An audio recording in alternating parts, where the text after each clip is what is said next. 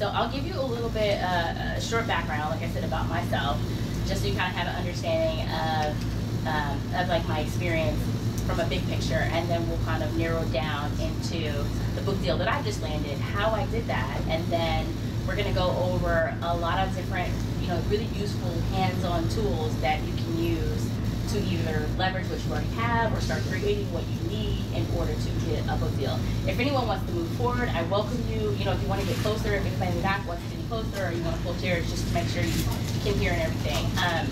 Okay, so let's see. So I am a first a writer. I got here from Chicago to write. I literally had I had a 1994 Geo Tracker at the time, and so I had my script, Hollywood Chaos, in the back seat of my trunk, and I was like, I'm going to move to LA to make this movie. I literally had this script, and I moved here and started working. I think my first job was like at the Grammys. I worked at Warner Brothers and MTV, and then did some temping, things like that, and I just kind of hit the ground running full force. I ended up working as a talent agent at some point.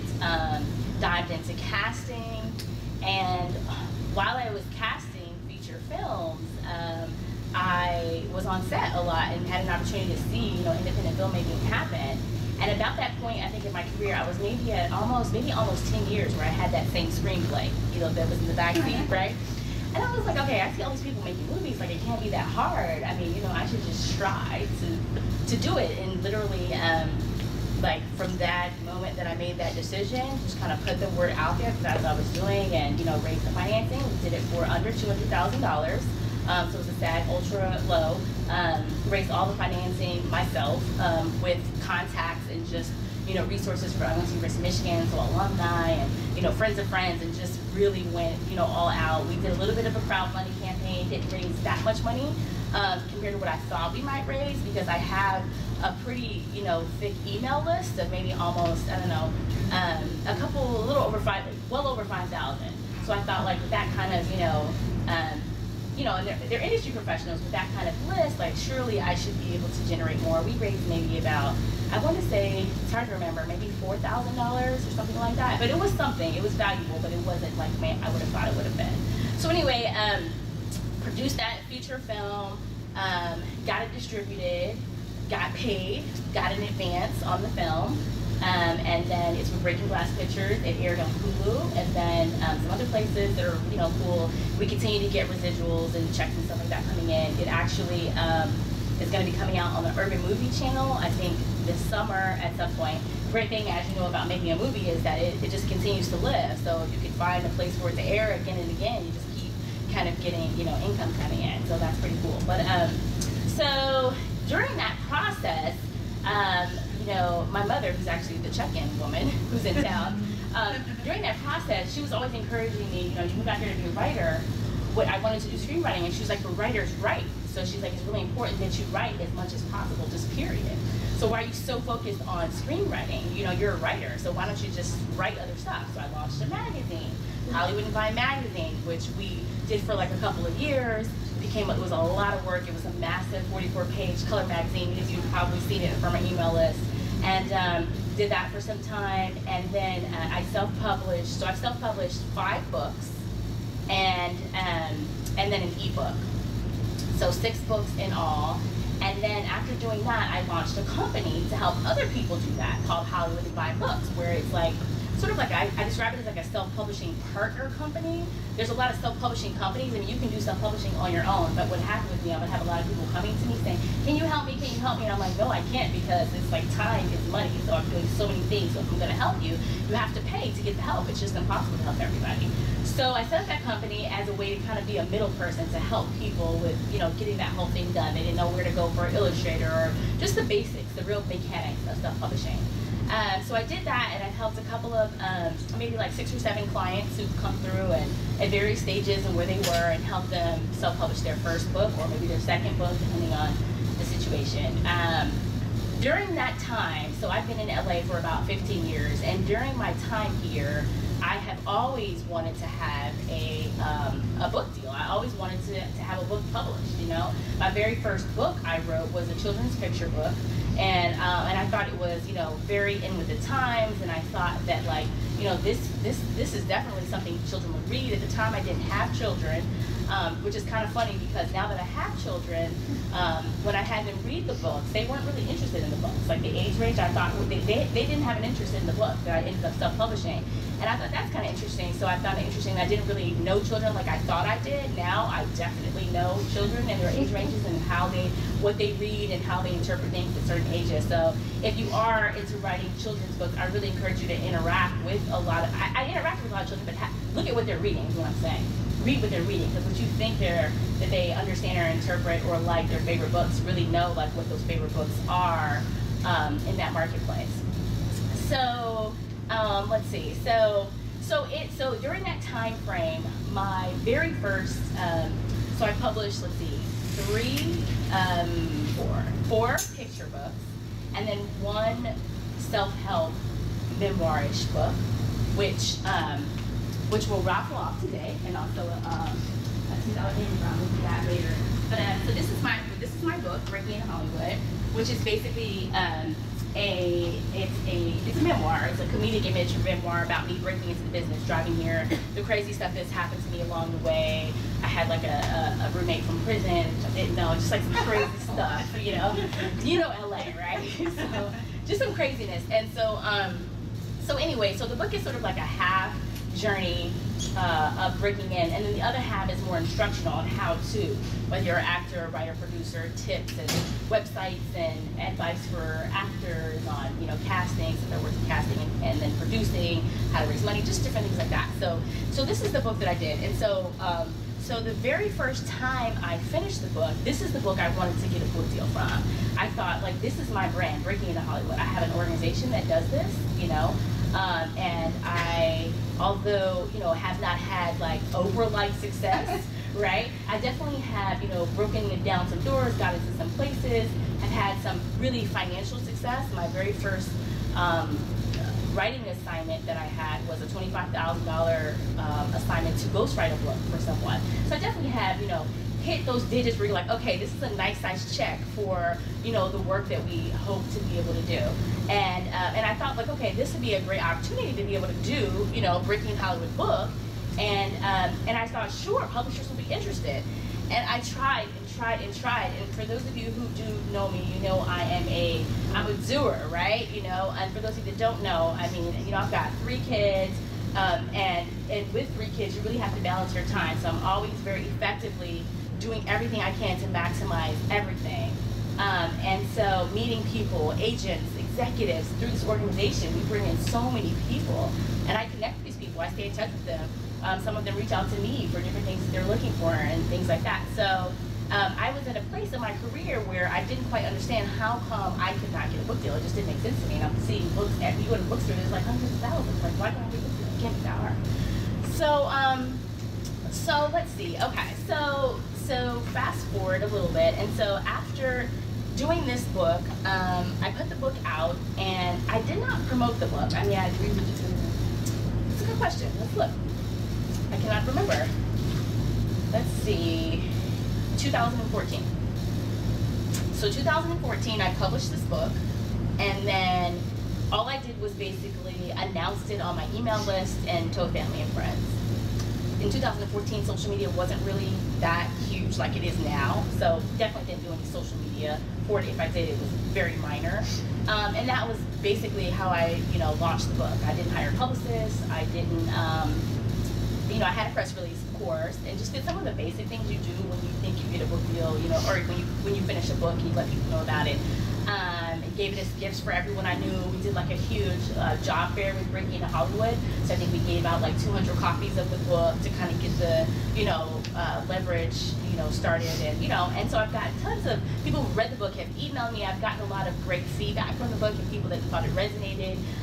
But other than that, nothing really happened with the book. And because in this industry you have to kind of keep it moving. You can't not, you know, focus on one thing unless it's something you're truly passionate, it's just like the only thing you want to do. But otherwise, you kind of keep it moving. You have to keep the balls, going. You can't just like stay so focused on one thing. So I just kind of put it to the side, and as the sales go, they go, which were very low because I'm not actually out there trying to ever sell the book.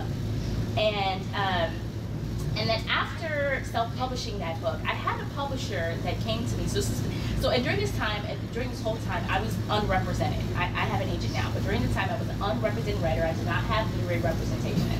I have, of course, tried to get it. Of course, I've sent hundreds of queries, hundreds. Okay, not joking. Very nicely written. I've tried all kinds of strategy. I wrote a lot of queries, just could not get it for one reason or another.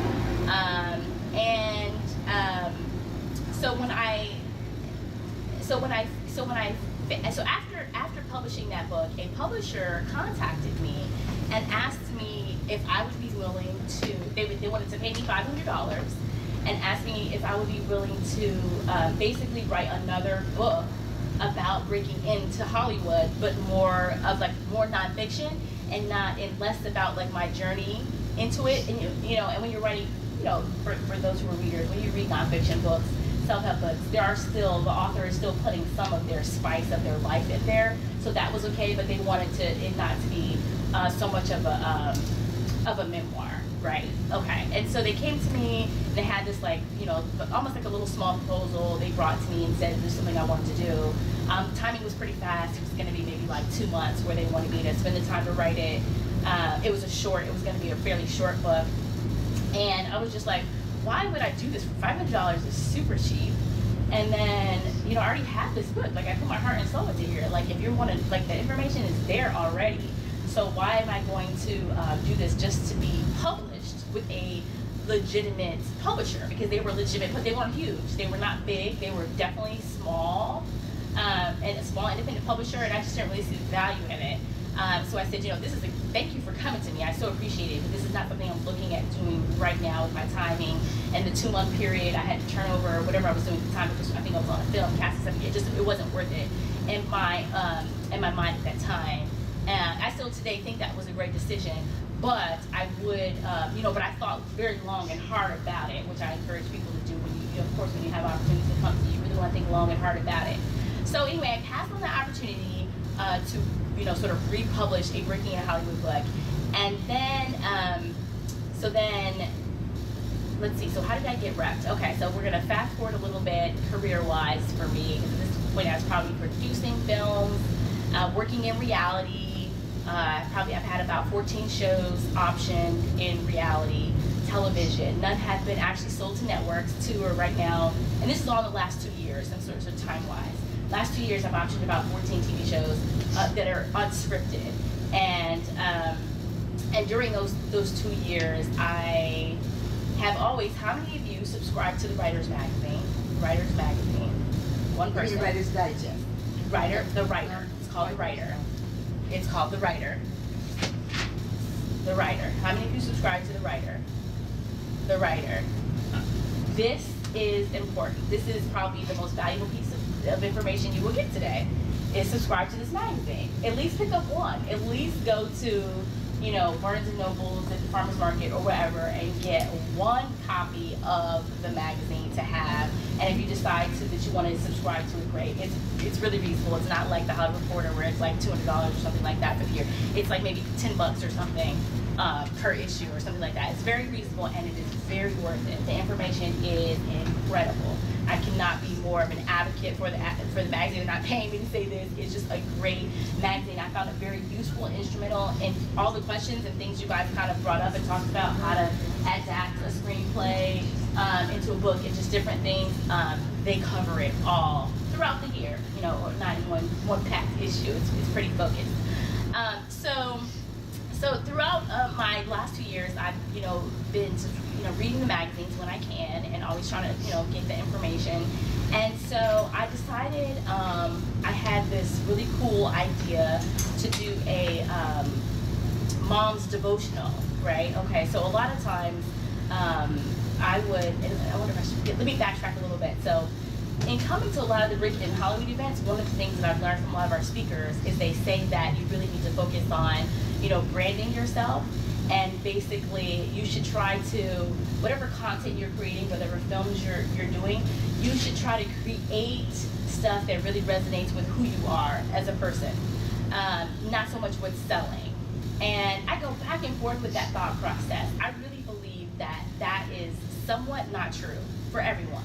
For me, it was not true. For me, in terms of what I wanted to do, the book I wanted to write, this was it. This was it. I did that. This was the book I wanted the book deal for. I did not get that book deal for the book I wanted it for.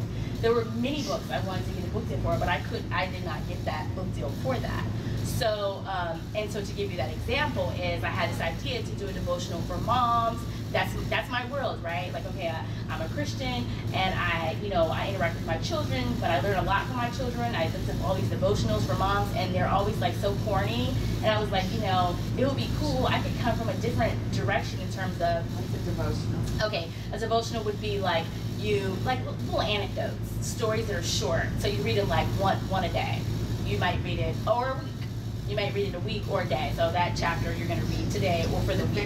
It's like biblically based though, isn't it? Yeah. It's what? Biblically based though. Yeah, yeah. Sort of biblically based, but not necessarily. So with mine, it would be like a scripture we would talk about. I would talk about a scripture, but I would relate it to my children, something I saw through my children. So to give you a quick example would be my husband had just gotten a promotion, and he was like, oh, this is a great opportunity for getting my foot in the door. We're at the kitchen table eating dinner, and she said, foot in the door? Daddy, that does not seem like a good idea. You should either have your foot inside or outside, but not in the door. That doesn't make sense to me.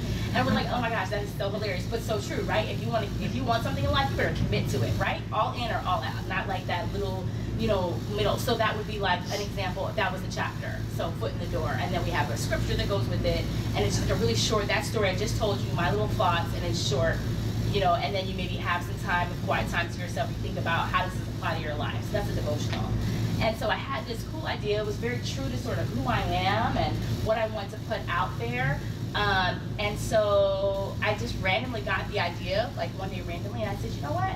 I'm gonna try to get a book deal based on this. So I sent out, these like very amazing queries to like maybe 7 agents. Now let me remind you, I have sent out queries before, at least 100. I'm not joking. At least 100. Some of you can relate, right? Okay.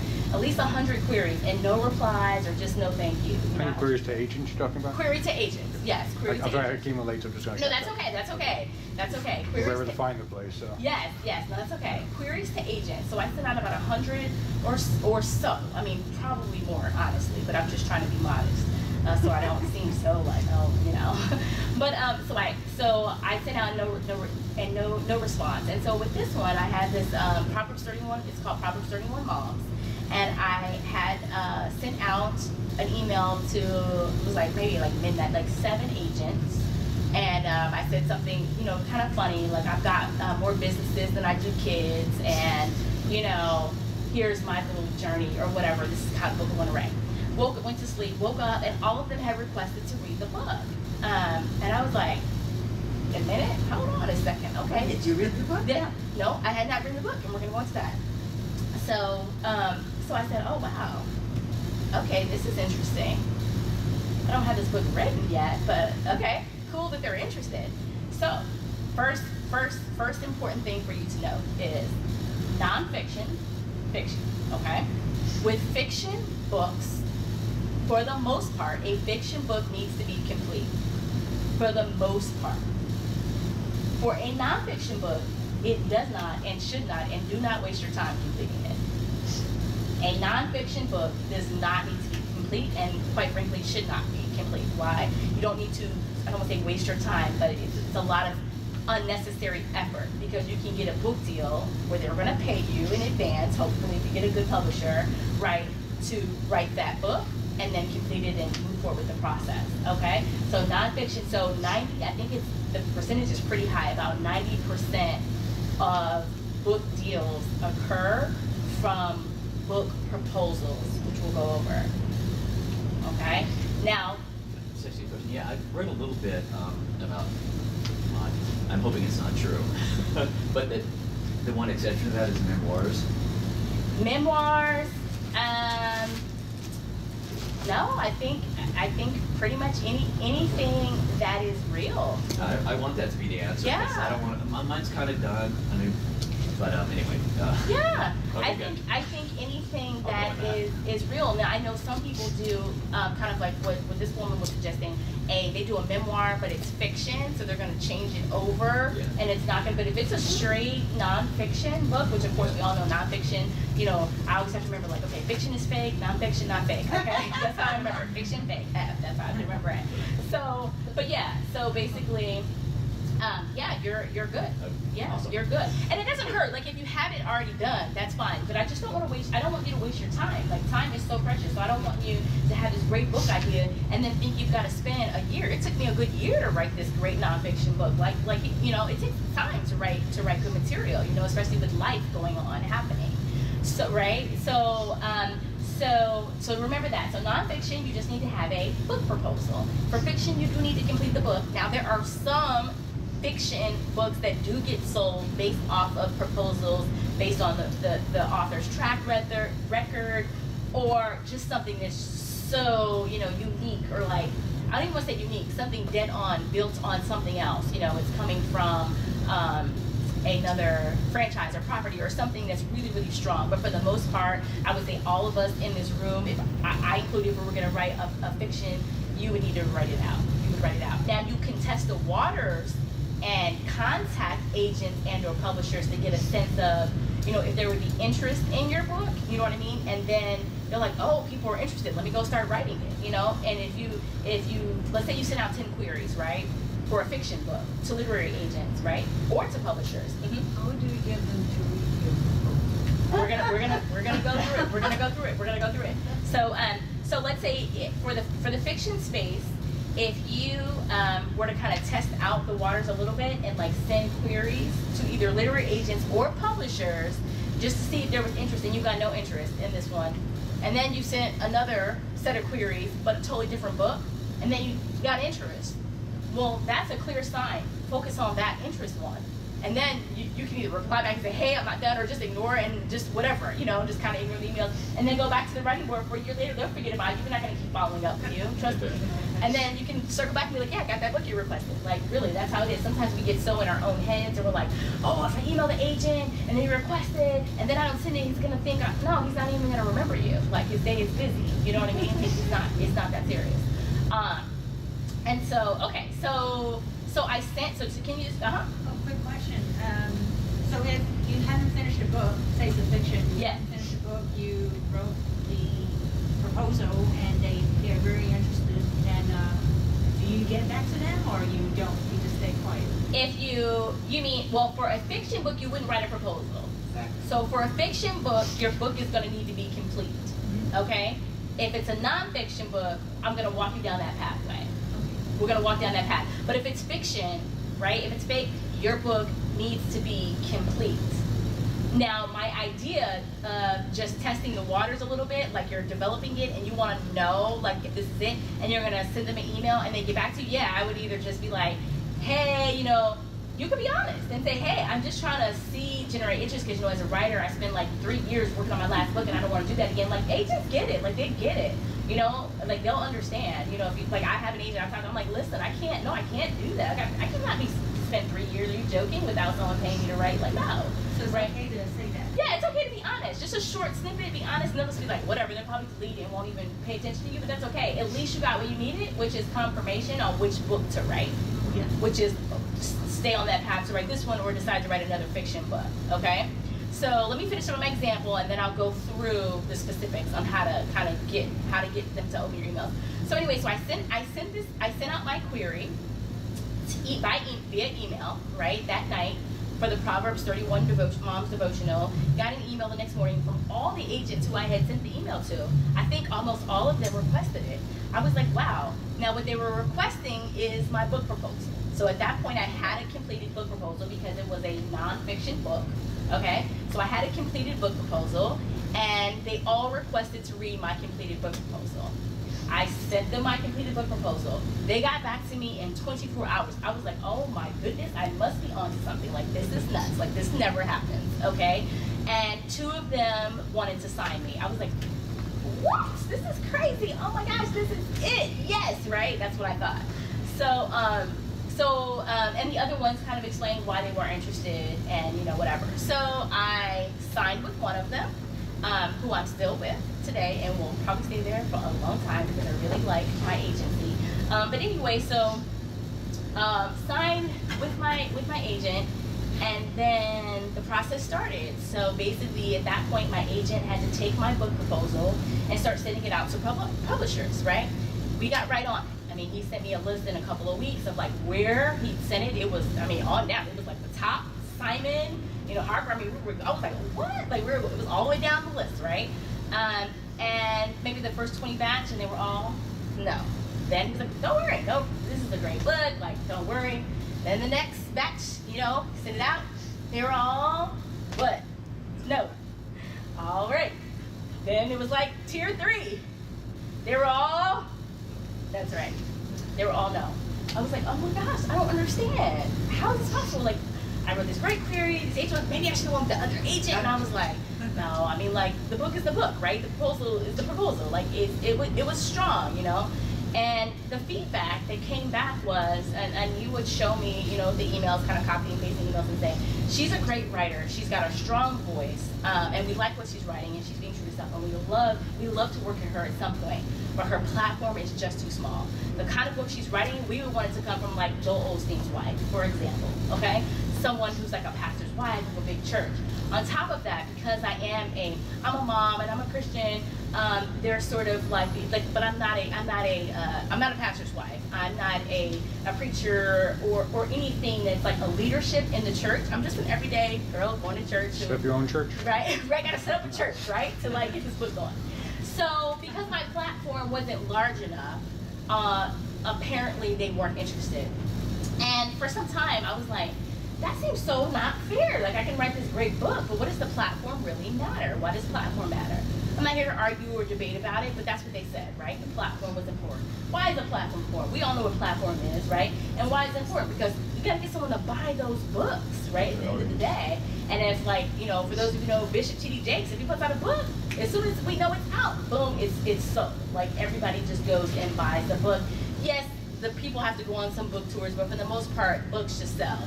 Right? If a big person puts out a book, you know, it's just pretty much going to be a New York Times bestseller with the blink of an eye. Okay? So I went through that process. My agent luckily stayed with me, and I was like, "Are you going to drop me because I booked it?" He's like, "No. What else do you have? You know, whatever." And I'm like, "What else?" That was it. Like, I just kind of came up with that one, like on the fly. So I kind of thought about, you know, ideas of things, and I was just kind of stuck. Like, I don't know, like what do I want to write? This is crazy. I have a literary agent, which we're like always trying to get, and so it's the access, but like I don't have the thing, and so for me, it sort of randomly, organically happened. I was actually here at one of our Breaking the Hallelujah events, and one of my friends and board member, Katrina, she's not here tonight, but she was like, oh, I have a friend who does TED Talks. She's a TED Talk organizer in Culver City, and looking for speakers, and you know, you're so funny, we love you, I think you'd be great to speak. I was like, oh, okay, cool, I do a lot of public speaking, yeah, let's connect. So she gave me her information, I sent her email, sent her my speaker reel, you know, we kind of just connected, and kind of nothing kind of happened at that point. I think they had an event coming up. She said it was booked, but she keep in touch with me. I was like, cool. One day she emailed me. She said, hey, we have a Breaking Barriers event coming up, and we'd like you to be one of the speakers. So I was like, cool. And I was like, okay, Breaking Barriers. Yeah, all right. And I was like, what can I talk about breaking barriers? And I'm like, well, I don't want to talk about the traditional, you know, I'm a woman, I'm black, like all the barriers that you have to break. Like, okay, we've heard those. Like, what else can I talk about that's more relatable to like everybody? Like, what is something that like is a barrier that we all have to face? So I was like, rejection. That's it. That's something that every single one of us, especially as creatives, we deal with it on a daily basis or quite frequently. And even non-creatives, I mean, I rejected the lady at Starbucks when she asked me if I want a green tea. I'm like, no thank you, I want a coffee. You know what I mean? So people get rejected all day long, right? We reject people all day long, and we receive rejection. It's a very common thing. We're all very comfortable with it. So I did a TEDx talk called Create Your Own Yes. When you keep hearing no, I encourage you to go look at it. It's like 11 minutes, so it's super short. And from that from doing that TED talk, while I was coming up with the title of what it's gonna be, I was like, oh, you know what? I think this would make a really great book. I think this could be a good book. So let me title this something that really seems like, you know, a book.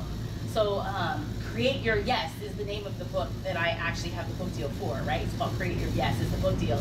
But the TEDx was called Create Your Own Yes When You Keep Hearing No. So the book that I have the book deal for is called Create Your Yes When You Keep Hearing No. It's the same kind of thing, but just Create Your Yes.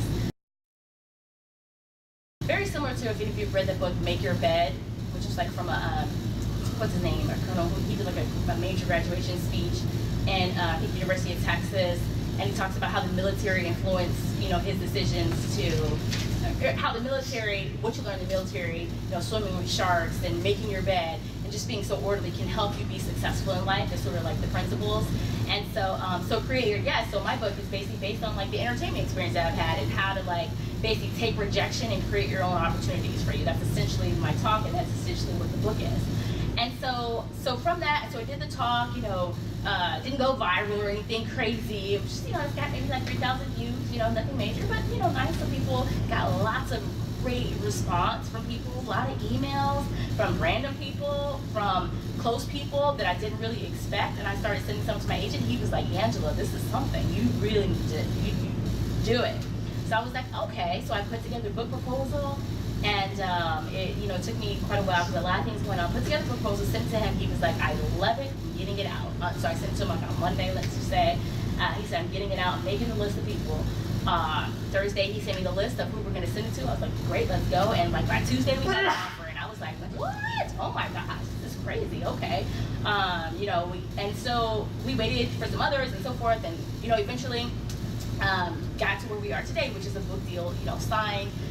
With it's Source Books is the Source Books, so they do a lot of business leadership books, right? I'm sure you've read a lot of John C. Maxwell. They do a lot of I'm sure you've seen Happiness Hack. They do a lot of like New York Times bestseller, but a lot of it focused on like inspirational business leadership, personal development, growth. And the kind of book that I'm doing is a, so it'll be like I mean, not say a square size, but like it's a shorter read. It's not like a 400-page, you know, book. And the concept I have is something that we can read over the weekend at the beach and then put it to action. I'm really about putting what you learn into action, not just having information and it's just like, okay, we do what with it. So, and there are it's the largest publisher in the U.S. that's owned by a woman. So that's like It's the one in Naperville, cool. Illinois, right? Yeah. I many years ago. Okay, yeah. So I'm really excited about great opportunity, and you know, and I can talk to you. You know, if you want to go more in depth about what that process is like in terms of like you know the conversations we've had and that we can dive into that. But I really want to help you more so. But I'm open to any questions about you know whatever. Was Source the only publisher that wanted to publish it? So we had one other, and we still have like maybe 7 emails out that he like recently sent to some big publishers. And he said, do you want to wait on hearing back from these other big publishers? And I was like, okay, these are these moments, you know, where you feel like you're prepared for it because you've studied, you've learned, you've talked about who you want, you know, you've talked about all the things you're not going to do when you get to this place and that kind of thing, you know. And so I said, okay, so I can hold out, right? And the holdout wasn't a long wait. We had just sent it. He was like, you know, we can wait a little bit longer. And something sort of, I guess, in my gut, my instincts was like, let's go. Because I had a conversation with them, and they have like a way I guess sort of like a tier of how they do their books. So it's like an A, B, C tier of where they're going to put your book and how much the team is behind their book. And they were like, your book, we believe, is our top tier.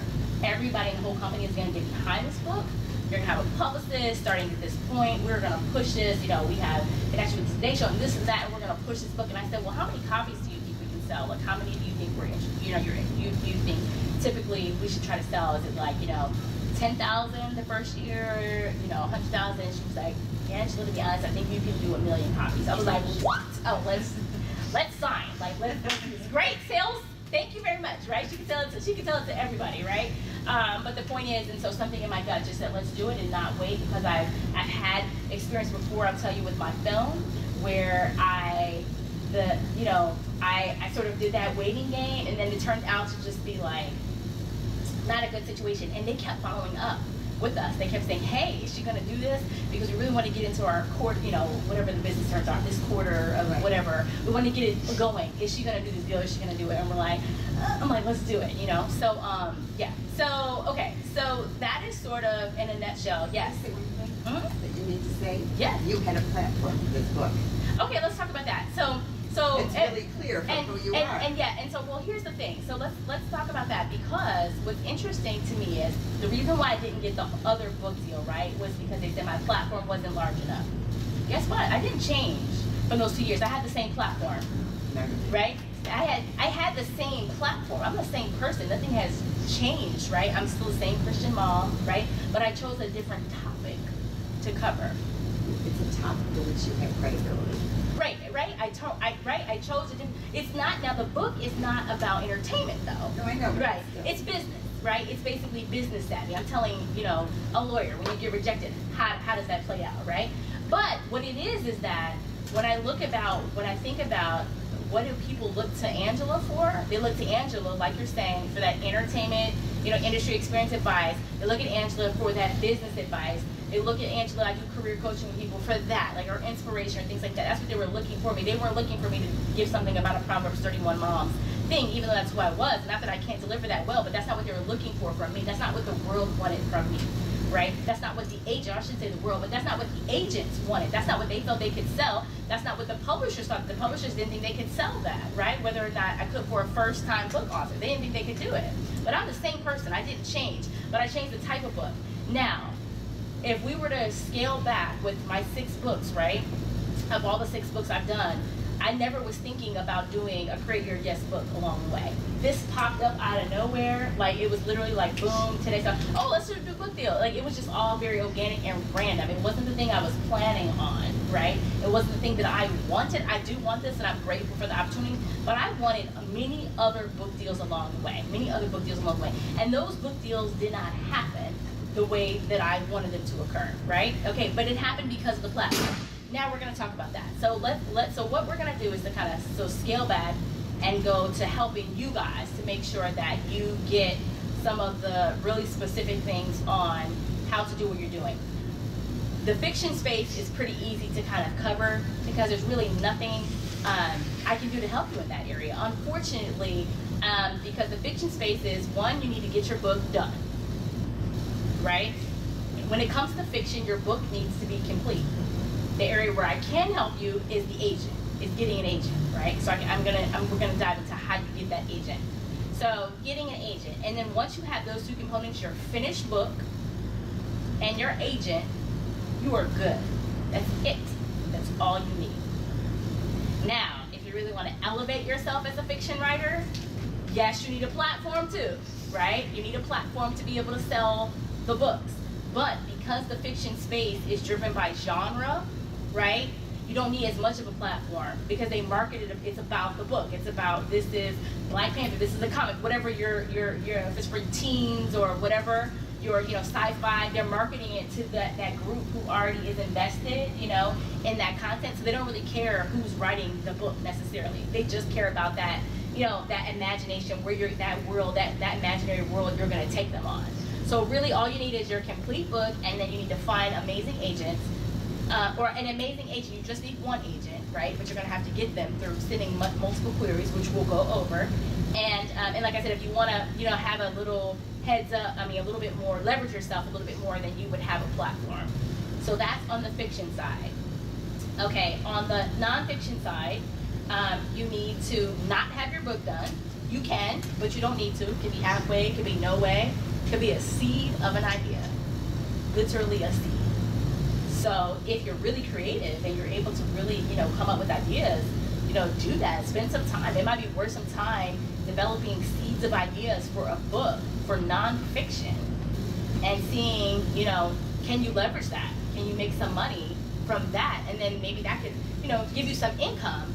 And then you do your fiction book too that you really want to have. But maybe there's something in your world, your space, whatever profession you have, whatever it is, you know, that's up to you to decide what that nonfiction looks like, what that book looks like, whether it's instructional or inspirational, or you guys know, right? All the list. Okay, so with the, So when you say nonfiction doesn't or shouldn't be done, is that because the publisher wants to influence the end product? you know, not really, not so much. I'm not really sure why. So Like, it's where important, that comes like, from? like if you have a completed nonfiction work and you're looking to sell it, is it actually more important to not disclose that you have it? No, Just I don't propose- think it. No, I don't think it matters. No, because if I were, so when I sign with, no, it definitely does not matter in that regard. So when I sign, if you have it done, they're like, do you have it done? It's not like, oh no, you should have it done. No, I don't have it done. They're like, okay, well you have this amount of time to do it, and turn it in. If you have it done, they'll take a look and they'll give you some notes, and you start the process. But you still need a proposal even if it's done in a nonfiction. Yeah, no matter what, you need a proposal for the nonfiction phase. Yeah. Didn't your proposal have the first 2 chapters? Doesn't have. We'll go through it, but Okay. my proposal had 3 chapters. 3 chapters So- complete. So there's a sample of the writing. So it's a sample of your Answer writing. his question. There's a sample, so you have a minimum of 2 chapters complete, and they can be loosely complete. You know what I mean? Yeah. Like, Doesn't they- even have to be the first paragraph. yeah, it doesn't have to be the first. It could be like sporadic. I haven't taken courses in creative nonfiction in Iowa Writers Workshop or USC, so I just need a really tiny, short, soundbite answer to the Yes. question of mine about, which is, I'd like to write a nonfiction book where I heavily fictionalize certain aspects or certain characters. A nonfiction book. Yeah, Okay. where do you draw the line in terms of, I mean, obviously you could say, such a character is a composite, or, I mean, how far can you go with fictionalizing elements of a nonfiction book? I think in a nonfiction book, it has to be purely nonfiction. So when we're talking about the proposal being done and not needing to be clear, if there are any elements of fiction in your book, in your nonfiction idea or book, it's fiction. If there's any elements of fake, of something that's not real in your book.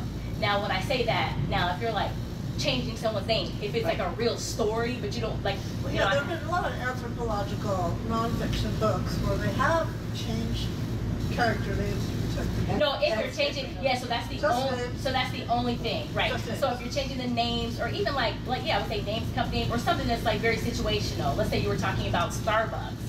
You're not gonna, maybe you don't want to address Starbucks. I mean, you could, but I'm just saying maybe you don't want to address Starbucks. You're gonna say a coffee shop.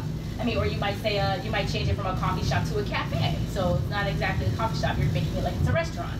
I mean, so those things are kind of those lines are okay to blur.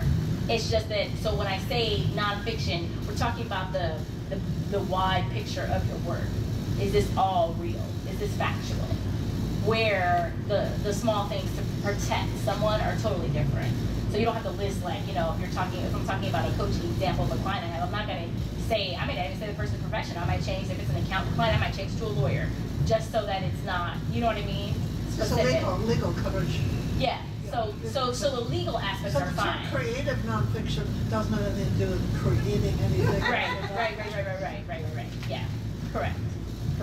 Yes.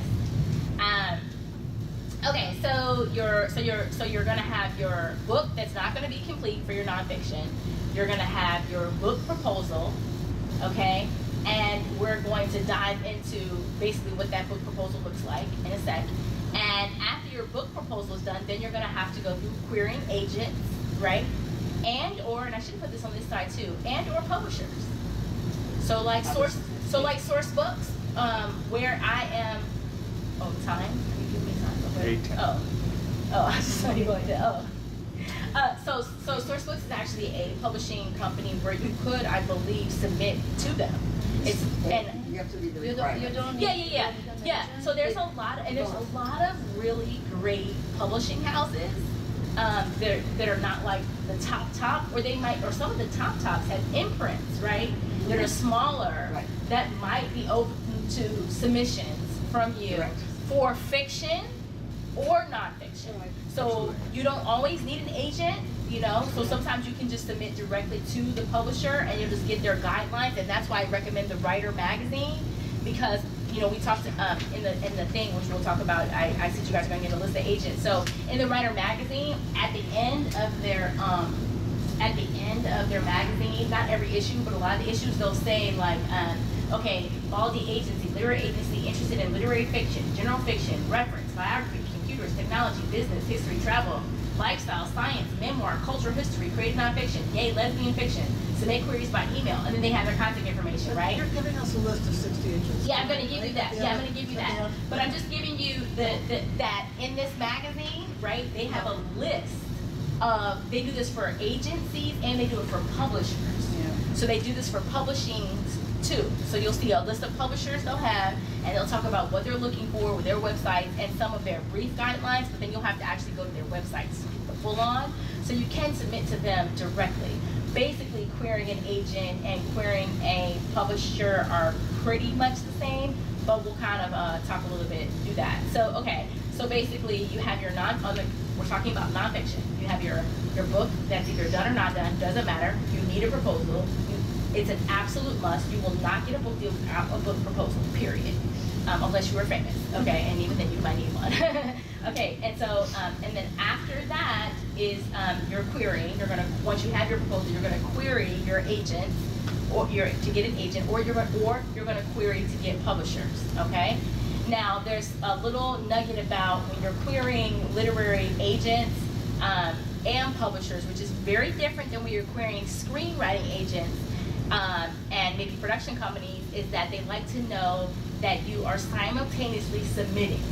So in the book world, you are supposed to disclose the fact that that you have, that this is not a single submission. That you are supposed to acknowledge the fact in your query as a polite etiquette that I have also sent this to a couple of other publishers, or I've also sent this to a couple other agents. You were supposed to disclose that information. I don't know why. I'm not in that world enough to know, but that is something that they ask and they repeat it over and over. Like at multiple conferences places, they always suggest that you do that. I think somehow as a courtesy, it might perhaps be the timing, you know, of everything, how everything works. They don't want to spend the time, you know, and investing in you. They usually say on their website they'll allow multiple submissions or multiple, or they won't. Or they won't, yeah. Some of them they'll say, we do not allow it. And so that means that if you were to submit it and they're like, oh, we send it to somewhere else, they would be like, oh, we're done. You're not following how we operate. So the New York book world, or not necessarily New York, but the book world is very, they operate differently than here in LA with, you know, screenwriting and agencies. It's a total different beast, yeah. Do you mean you have to say this in the first email, or? Yes, so in your actual query email, you would notify that this is a submission that you've sent out to other places. You don't have to put it at the top, but it's like at the very, like before you say thank you, you know, you could say, I've also sent this to a couple other publishers, you know. You can also so kind of cover that by saying it's not an exclusive submission. That covers the same. Yeah, yeah, you can use, right, non-exclusive, right? You can use the more, official language. Without saying I can have 1,000 people, it's Yeah. non-exclusive. So. Right, yeah, so that it's not as. But if they're an exclusive publisher, then you shouldn't say they shouldn't Right. send it to them. Right, yeah, and they'll say the publishers will say on their websites usually which they prefer. So okay, so let's go through book proposal. All right, so I'm sorry. yeah. May I ask a question? Yes, please do. If you have any questions, just pop your hands up. Totally taking them. Yeah. Just because the book that I'm working on is fiction and the proposal is not really relevant Yes. to me, and I have an early meeting tomorrow morning. I'm actually wondering if I can get the agent list from you before. Yes. What I'm going to do is let me do this so everyone. Yes. Here. Let me. Two things. So this is what we'll do. I'm going to give you the. Just so you know, so I did not create this list. I got this list from the Writer magazine. I said, oh, this is great. Like, people should know about this. So I'm going to do two things. So one, in case you have to leave, we're recording it, so we will send you an email. Awesome. Okay? So you can, we're going to, it'll only be up for a short period of time. We'll let you know so you know, okay, it's only the video will be up for it. So if you want to go back through this and get the bullet points or something. And then we'll also send out the list as well. I'm going to give you the website, right? Okay. Right now, I'll give you the website. That's gonna pull up this list, right? And you can do it now while you're sitting here if you like. So it's writermag.com. MEG. / It would be MAG, like MAG, right? MAG, that's what she said, right? Mag, MAG, writermag.com / find, FIND, hyphen, the letter A, hyphen, literary, hyphen, agent. So writermag.com/find-a-literary-agent. That is the link. Now, when you click on it, you'll see they're going to ask you for your email. You can choose, you have to do that, and then it'll just puff right up. And I wasn't sure how long they would keep it up, because I was like, oh, what if they are only going to have this up for 30 days? So we have this. That's what we're going to send it out. So if you don't want to give them your email, and you don't want to, have them bombard you with emails, that's fine too. We're going to send the list as a PDF. So either way, if you do it now, you can take a moment if you want and fill it out really quickly, and then get it, and then save it. But it pops up as a PDF, so you have to save that. You want to save it to like your desktop, ideally, as opposed to just saving the link, because that link may not be around forever. But we have the physical PDF. That way we can attach it to the email. Thank you Yes. so much. Yes, of course. So no worries. Okay. So. Can I ask a question on this list, though? I actually have an agent, though I'm not happy with him, but that's not his fault. But the list of agents, how comprehensive is that list, and who, whatever agents There's are there? there's over 80 literary agents on the list, and very comprehensive. And from my experience, and obviously I didn't go through and check all contact information, but from my experience and subscribing to the magazine, it's very up to date. I mean, I have used that through the years. I've used their magazine to contact publishers, to contact literary agents, so the information is very up to date for the most part and kept. Are they And all LA based? No, most of them are not LA based. Okay. Most of them are on the East All over Coast. the place, Almost always New Jersey for some of these. Yeah, literally, they're all. I mean, there's some scattered. Like my publisher is in the Midwest, so there's some. They're scattered. Some in LA are probably in California and the Midwest, but most of them are on the East Coast, because I think that's just the space where it lives. Where the literary world lives, for some strange reason. But yes. Are there different agents, different publishers? Do they require or want different template queries? Or is it just They do. Some of them do. So I would always, before sending any query to an agent, I would never send. So when I say I sent 100 queries, it was never just like blanket queries. It was never just like, Dear John, or to whom it may concern, and just copy paste. It was like I'd gone to the website of the literary agency. I had searched out which agent, because they have multiple agents. Unlike in LA with screenwriting, they don't list all their agents. They don't list the bios. You don't know who works where, what they represent. On the book side, most, if not all, of the literary agencies list their agents on their website. They list who their agents are with a picture, with a bio, sometimes with a social media link to Twitter or Instagram, so you can kind of see. And you have to take that time out and dive in and go through each of those agencies and look through and see, does this match who you are as a person or what you're looking to do? You know what I mean? Say, to that point, and a lot of them will even say what they're looking They for. tell now. you. Right. Yeah. And I think it's really important Yeah, too. I'm looking for kids stuff, blah, blah, blah. Spell the person's name correctly. Yeah, yeah. So there's one place I recently queried where the agent and the owner have very, very close names, like Susan and Susanna, and to be very careful. Yes, definitely do your research one and of the making worst- sure you're absolutely. Right. Absolutely. You want to make sure that you. I don't mean the email, I mean. Yeah, the actual Dear John. Right. Making sure, yes, and not Jon, it's JOHN. That's Right. right. Yeah, absolutely. That's important. So. It's not exactly what I want to do. I have ambitions that I may not be able to fulfill, but what I really want to do is I want to get a literary agent who is part of a bigger agency that also handles screenplays, because I'm in the Writers Guild. And in other words, I want Yeah. the literary department of CNA So- to take me on. And Yeah, then got it. I totally get it. I don't know how to do Yeah, that. and so, I'm a Christian, so I always say anything is possible, okay? But the odds of it, like, not likely. Not likely, because they're so different. So like for example, I know a literary agent who works for ICM, right? So I used to be represented at ICM as an unscripted producer, okay? Producing. And so, very specific. Just because I'm an ICM unscripted producer does not mean they're representing me for other stuff. I am being represented there for unscripted producing. So I have a literary agent contact who works at ICM, who's in New York, right? And they are very explicit about, we do not represent screenplays. They just do not do it. They just don't do it. There is really no cross synergy. Now, I suppose when you're famous, there's a lot more cross synergy, or just you're on the break of something, you know what I mean? And you've got this like super amazing book deal. I'm sure you know, your agent says, hey, you know, and they give it to, but I hear the stories also at the agencies, right, who they get all of these pitches from literary agents. So like, let's say here in LA, right, the screenwriting agent, let's say at CAA, is getting pitches from CAA's, you know, book department, and they're still being nitty picky about what they're choosing from those people. So it's still not an easy float, like, oh, even in for those people. There are many very successful, very accomplished book authors who have not met, who write screenplays, who haven't been able to cross over that path. Because the worlds are so different, and you have to be fully abreast in both worlds. You cannot just think like what you know here crosses over here. It just rarely happens that way. It can. I don't know if you guys know that that show was on Amazon, Mozart. Yeah. So I met the author who you know, that's based on a book.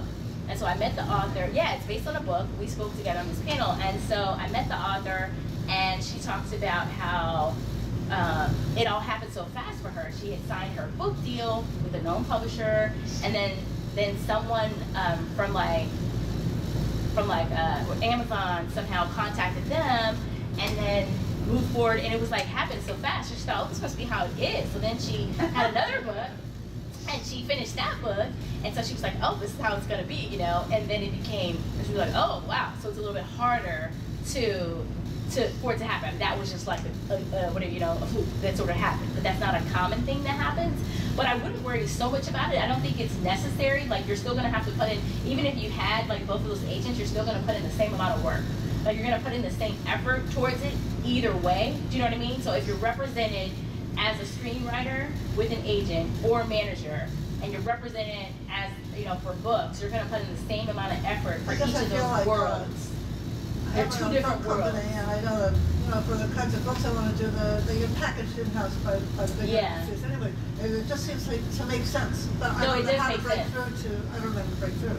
Yeah, I think the best way to break through is step by step, is to focus on one piece at a time. So like, for example, with the Create Your Yes, you guys know, I'm like, okay, we need to get a movie or something. Like, what can we do? Will Ferrell, can you do a Yes movie or something? I mean, like, right? So it's like, okay, we got this. Let's try to see if we can take something with this. And even though that was never in my radar to do a book on Create Your Yes or do a movie or anything in the media space, it doesn't even make sense really, but I'm just trying to figure it out, you know, if that could work. So my point is, you're gonna have to put the same effort. I'd have to put the same effort into, just like I got that book deal, as I would into getting a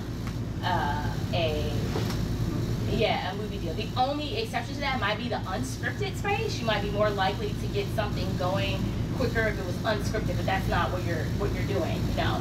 But it would be maybe a little bit easier to kind of get something going quicker. I was gonna say, I joined James Patterson's master class, and he says he doesn't even have an agent. And all his novels, they become books. Like he has an attorney that represents him, and he just deals with the studios through his attorney.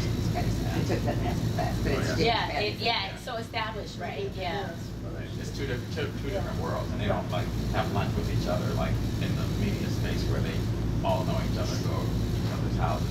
Yeah, right. I look at the statistics. I mean, they represent some few women and minorities to begin with. It just seems like it just seems like I'm beating my head against the wall to try that. So I mean, maybe I haven't heard them advertising. Maybe that's the. Yeah, I think you should. Besides my writing, so I could just have more writing time. Yeah, I think you should. My head against the wall time. Yeah, I think definitely focus on both worlds, on pursuing them separately. I know it feels like, and I feel like when the time is right and when it happens, like all that packaging will just sort of come as it happens. Yes. I know you're going to cover as much as you can in this time, but I know you can only cover what you can cover in the time that you have. Is there some kind of book that you love for us, our newbies, that covers the steps of, you know, how to write a good proposal? You know what? There's no one book that I've read. There might be. No, I was just going to say, Writer's Digest books, which is, I recommend, she writes a writer, I recommend Writer's Digest magazine, which I've read for years and years. They have incredible books. I've spent a fortune, but they are very valuable. And particularly for you, it took me years to understand point of view. In a screenplay, there's no point of view, but in a novel, point of view is really, really important and really, really difficult. So I highly recommend, you can look up Writer's Digest and you'll see how to write a book proposal, how to do this, how to do that. And they're really good books. And there's some, like, if you go on Amazon, I have through the years looked at, there's some books called like, if you go on Amazon, you look up literary marketplace, like kind of Google that term, I mean in Amazon, like search for it, it'll pop up some books that have like, similar, they'll have like a list of agents, they'll talk about querying, they'll talk about, how to write it. And on YouTube, there's a bunch of different videos where people talk about, how to do it. I can do that. Yeah. Maybe there's a book that you No, love. it's- Yeah, there's no book. There's I've kind of just gotten like bits and pieces and just kind of tailored it what works.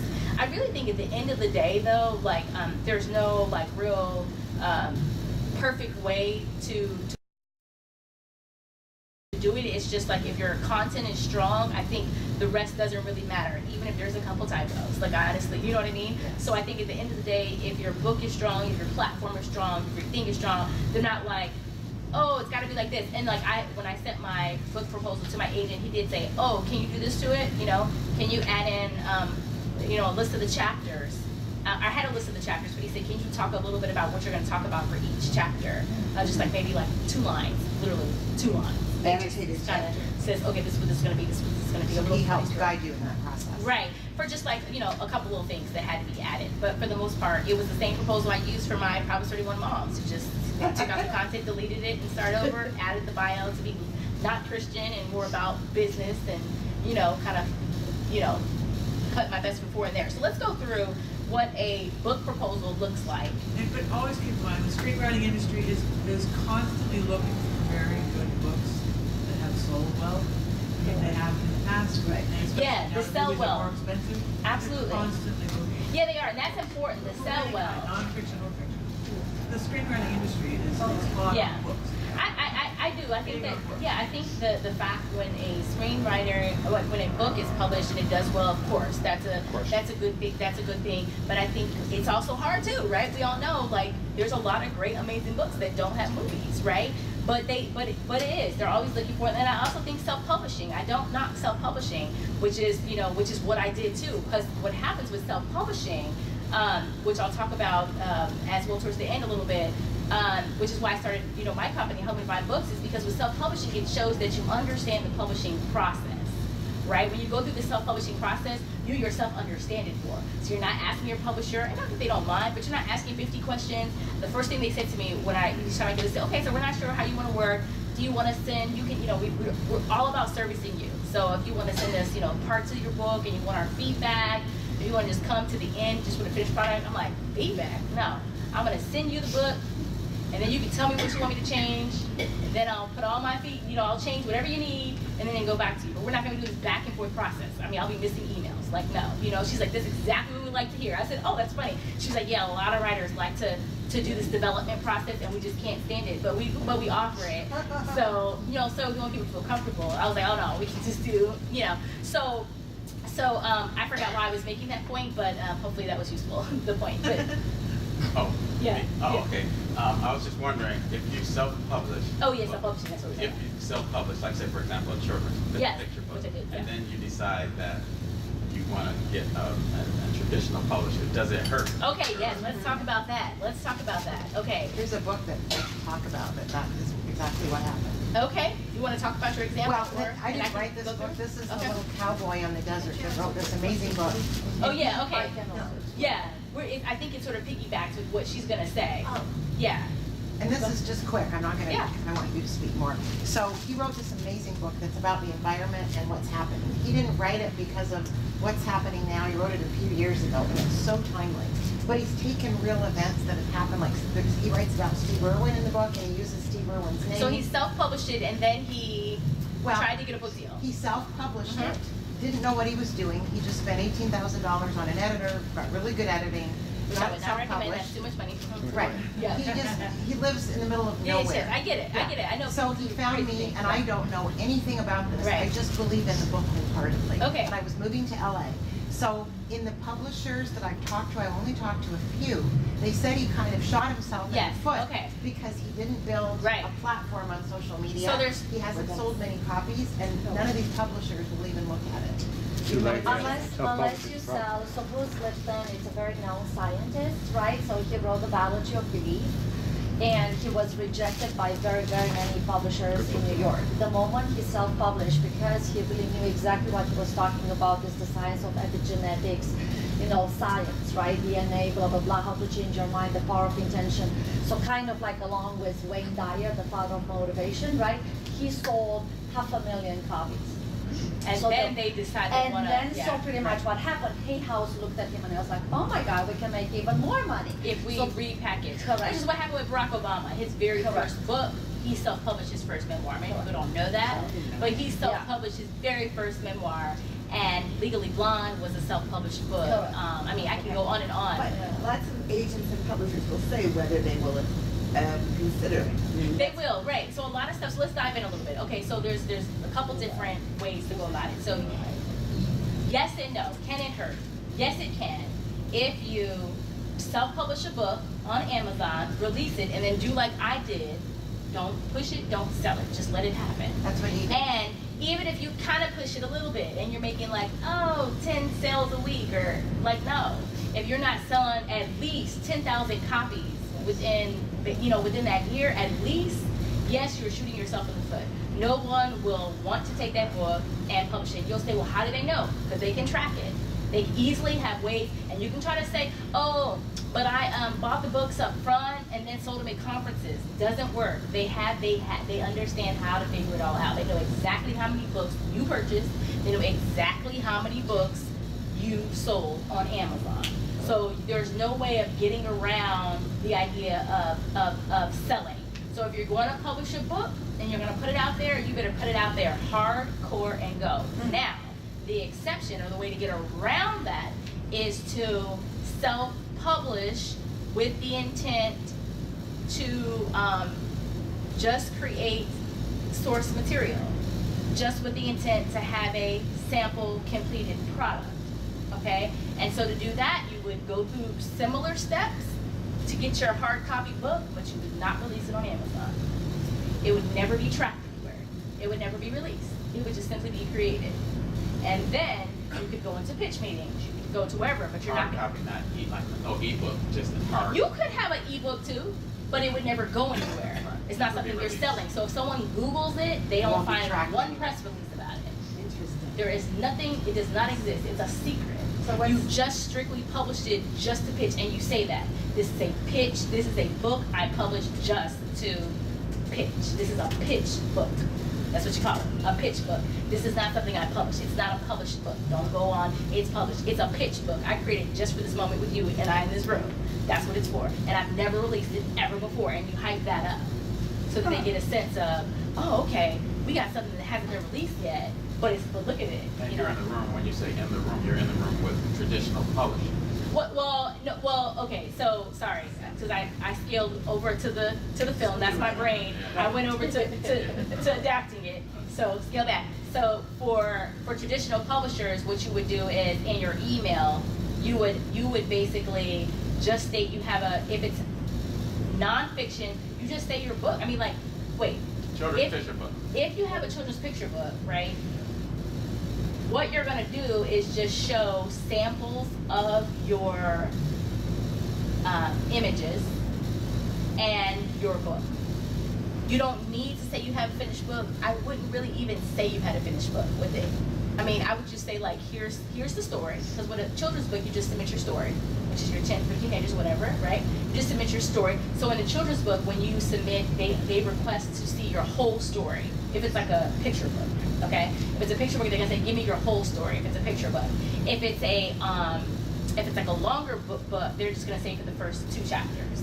So you would submit your first 2 chapters of your book, right? In this example, we're talking about a publisher, okay? To a publishing house, not to agents. And so they're gonna read that book, and based on that book, they're gonna know if they like it or not. You can attach a couple images, which they'll also say. Some literary agencies or publishing houses will say, please attach a couple of images of your children's picture book. So you'll attach your whole 17-page book and then a couple of images. But you wouldn't need to have it published. The only way you would need to have it published is if you were going to take that and then go into film and TV and try to get a movie made. That's the only reason you would need to have a physical book. You would never need to have a physical book, ever, for the publishing industry, ever. The only reason you need to have a book is, back to her point, is if you're trying to just make it into a movie. And in those cases, do not release your book on Amazon. Just create your book, have it done and ready, and go into pitch meetings with it. but do not ever release it. Don't ever write a press release. Do not tweet about it. Do not social media it. Just keep it as just like you do your personal stuff and you create your ideas and things and your sizzles. They're unlisted. I don't put out every. There's 14 shows I did. I don't let you know what they are. How do you get the pitch meetings? I just wanted to say. Well, let's talk about that. Yeah, we'll talk about that towards the end. Since it's not. Yeah, we'll talk about it. I'll just say one warning, because I've gone through this with your friend with children's books. Some big publishers do not want your illustrations, because if This they is love true. your book, they want to hire A, B, or C Absolutely. who's famous. So you have to, again, be really careful when you're submitting to read the Absolutely. fine print. Because sometimes it can go against you. And what I would do is, and even, yeah, what I would do, you know, to her point, it's a great point, and what I would do is just simply say samples, you know, we don't need to hype, you don't need to hype yourself up, you know, just say this is a sample, this is a sample imaging, this is a sample of the book. So if you have a fiction book, and you have some idea for what you want the characters to be, you know, you just have a sample, just to say this is a sample, just kind of what I see. Just saying when we had Hasbro, we had a speaker from Hasbro who talked about, they have like a pitch fest for toys, and the people that come, sometimes they have physical prototypes for toys, but sometimes they just have like a little sample, a little imagery, just a little one sheet of an idea, and that little one sheet then got purchased or acquired to be a toy. So I don't think you don't have to come packing with every single thing. I don't think it really helps. See, now years ago, like 10, 20 years ago, it did help because it was, I guess maybe at the time the social media and the platforms weren't available to people to be able to do their own thing as much. So the more you had, it was like, wow, you could do all this yourself. Look what we can do now.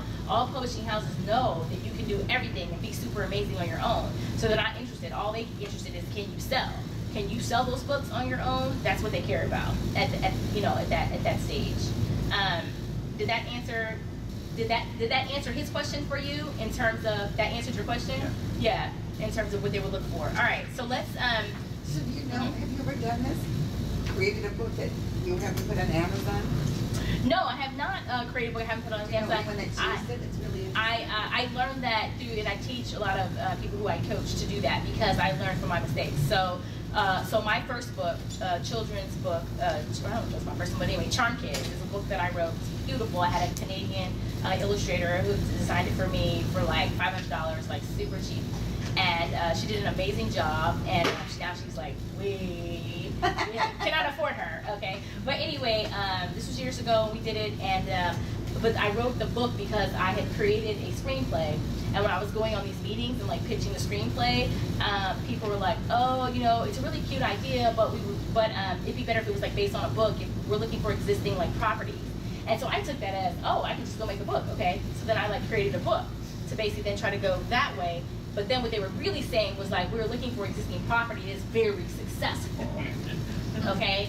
Not just have this beautiful book, which is super cute and beautiful. We created a music video. I had actually before apps were even like popular or out, I had a video game. You go online, the kids can play, and Meet the Choice Monster, all this stuff. So I created a physical prototype doll and everything, did a song. I mean, I did like the whole shebang for my children's package.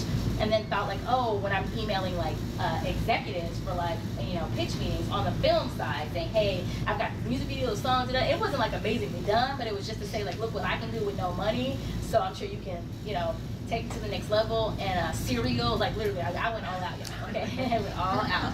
And so anyway, and so what happened is in that process, I realized that I should have not put it out there because I wasn't promoting it. I did do that. I just didn't know that's what I was doing. So when I put it on Amazon, I was never intending to like sell books. I wasn't like, I put out a press release just to announce it, so but I wasn't like, oh, let's push this book. It just never wasn't in. My mother always gets something like, you've never sell any of your books. I'm like, I'm not a marketer. I'm a creator. I don't have the time or even understand marketing. I think marketing, the problem. Yeah, I think marketing is very important. It is crucial to your success, but I don't quite understand it. It's not my skill set. And I read this book, which I do love, called The Power of Focus.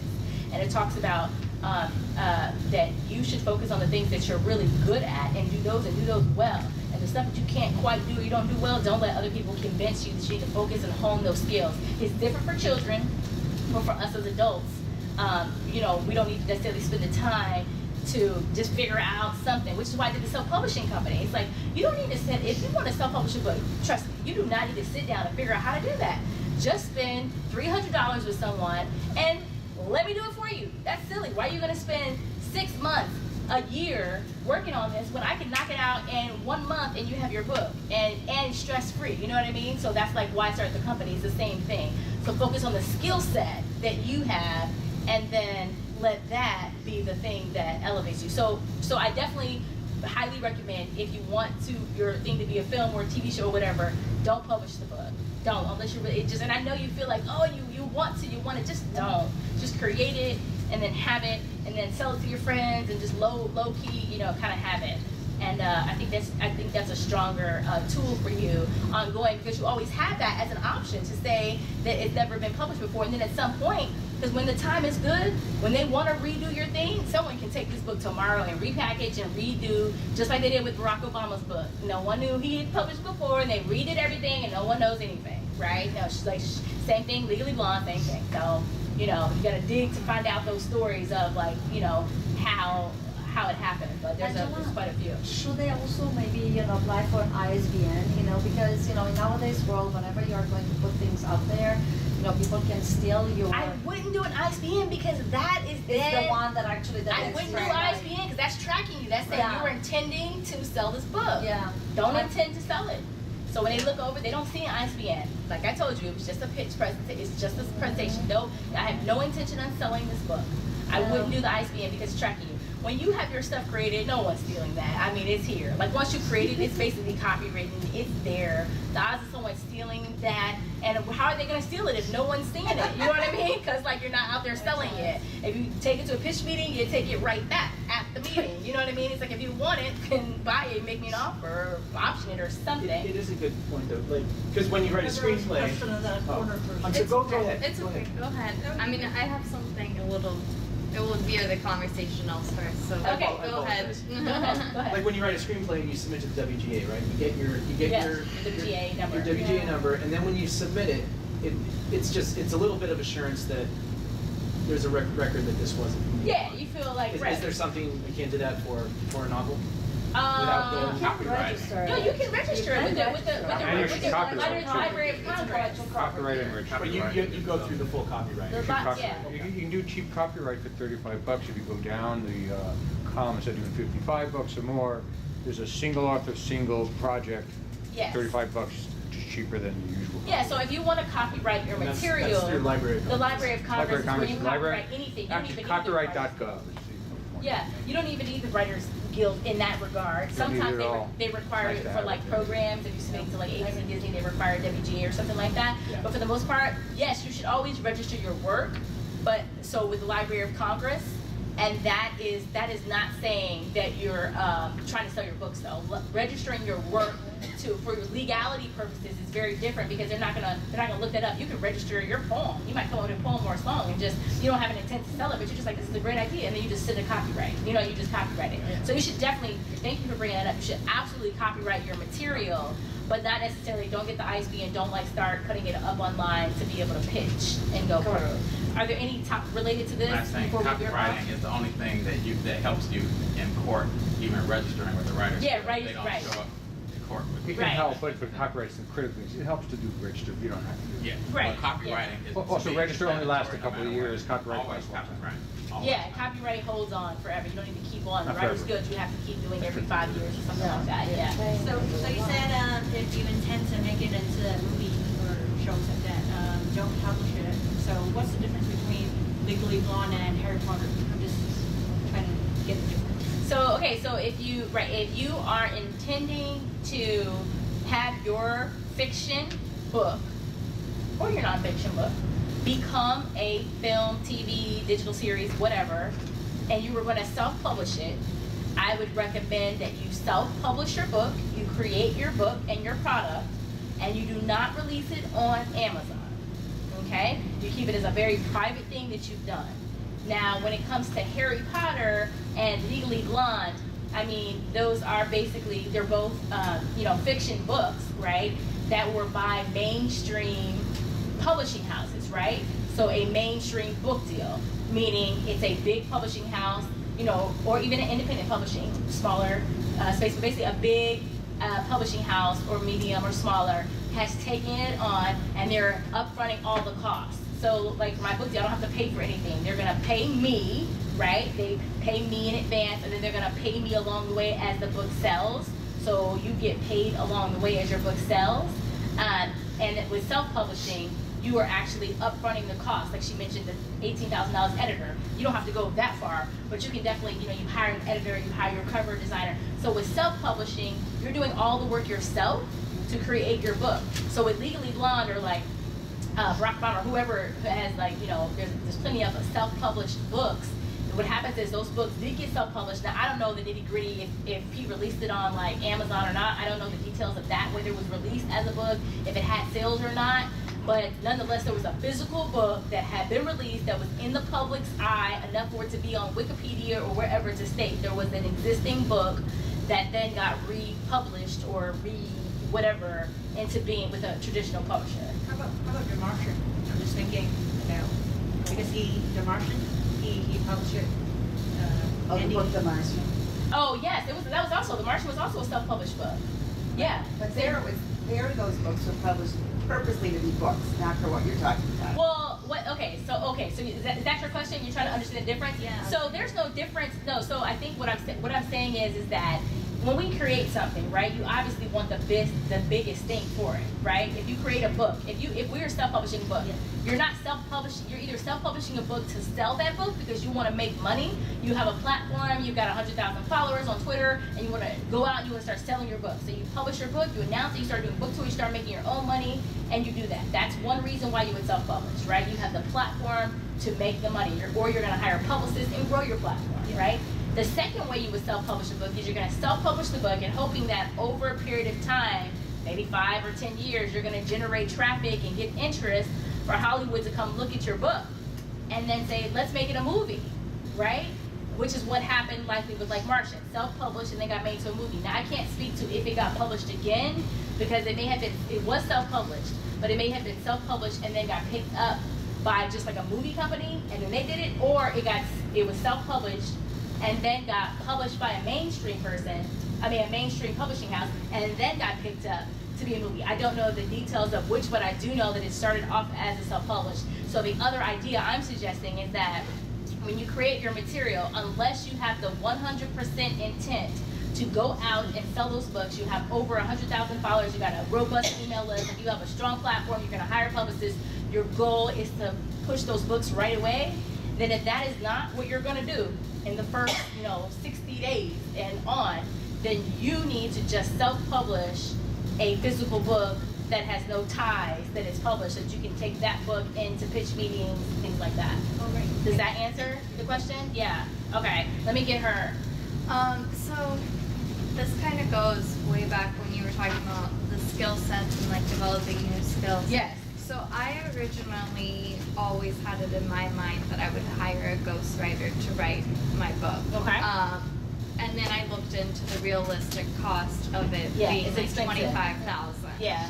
So as a low, yeah. Yeah, exactly. So I then decided I would write it myself.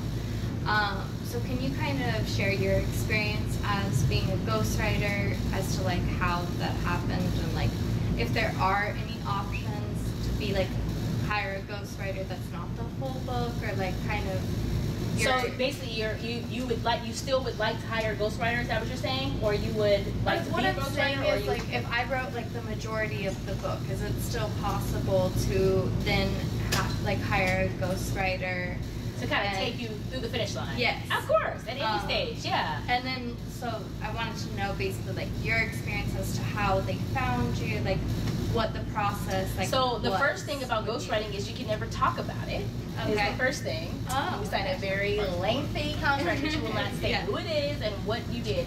But from a generic point of view, I can say that I found out about it through a close mentor who said someone who's important is looking to write a book. They need some assistance with it. I think you'd be great. And at the time, I had no published books at that time, but my mentor knew that I was a strong writer for whatever reason, had seen or something. Because actually, from that money, that's how I used that money to then, actually live off, but also to create. I used some of the teeny drip of the money to create Charm Kids, to create my book later, which I then shared with the person and thanked them for giving me this opportunity because I was able to put my vision into fruition. But anyway, so basically met with the person, they agreed, we went on board over the summer and wrote the book. And yeah, and it was as simple as that. I mean, it was nothing. So we worked every day on it together. I mean, for like, you know, during the week, it was a very like intimate process, getting to know the person's family. Everything was very like, you know, intense over a period of time. And yeah, so that was basically with it. And in terms of could you hire someone? Yeah, I think there's also, I'll tell you this little. So I had I was trying to submit for some kind of program. Or you know how there's always like, you know, writing programs and stuff like that, and I needed to have a script right away to have so my screenplay Charm Kids that I written, I needed to have it as a TV show, but I don't write TV, you know, I'm not even trying to figure out how to do that, but I wanted to have it as a pilot. I thought this could be a TV show too. So I went on Craigslist and I put an ad on Craigslist for someone to be able to take my screenplay I said I need it this weekend, like over the next 3 days. I need someone to go and take my screenplay and put it down into 30 minutes so I can submit it on Tuesday for whatever this program was, right? This was like years ago. And I think I was offering maybe like $400 or something like that, which was quite a lot of money, which I didn't, you know, I mean, quite a lot of money for me, not necessarily for this person. And the person told me, if you ever tell anyone that I did this for you, like, I will, like, you'll be in trouble. And the person had credits on IMDb, like, bam, in the children's marketplace. Yeah, writing from some real legitimate shows. I was like, what? Why are you on Craigslist looking for opportunities for stuff? I want to know. And they're like, sometimes they just go on to see what's out there and to make connections and whatever. I was like, cool. They did it for me, knocked it out. It was wonderful. I was so grateful I didn't get into the program. But anyway, nonetheless, still the process. So I definitely think there's opportunities out there for you not to spend a lot of money. You know, you may look up and get someone great. You may look up and get someone not so great too, you know. But you just kind of have to, it's nice to kind of have a partner. And also, if you don't know the person, you have to be careful about them taking things from you and, you know, that kind of thing. I wouldn't be too caught up in someone taking something from you. But, you know, I definitely think it's a world out there where people are willing to collaborate and do more to help other fellow writers get to where they want to be. You know what I mean? Yeah. Just bigger boring though. You have to have a real contract. Yeah, we didn't have a contract, but yeah, I would suggest having a contract. Were you accredited or uncredited? I was the person. As a ghostwriter?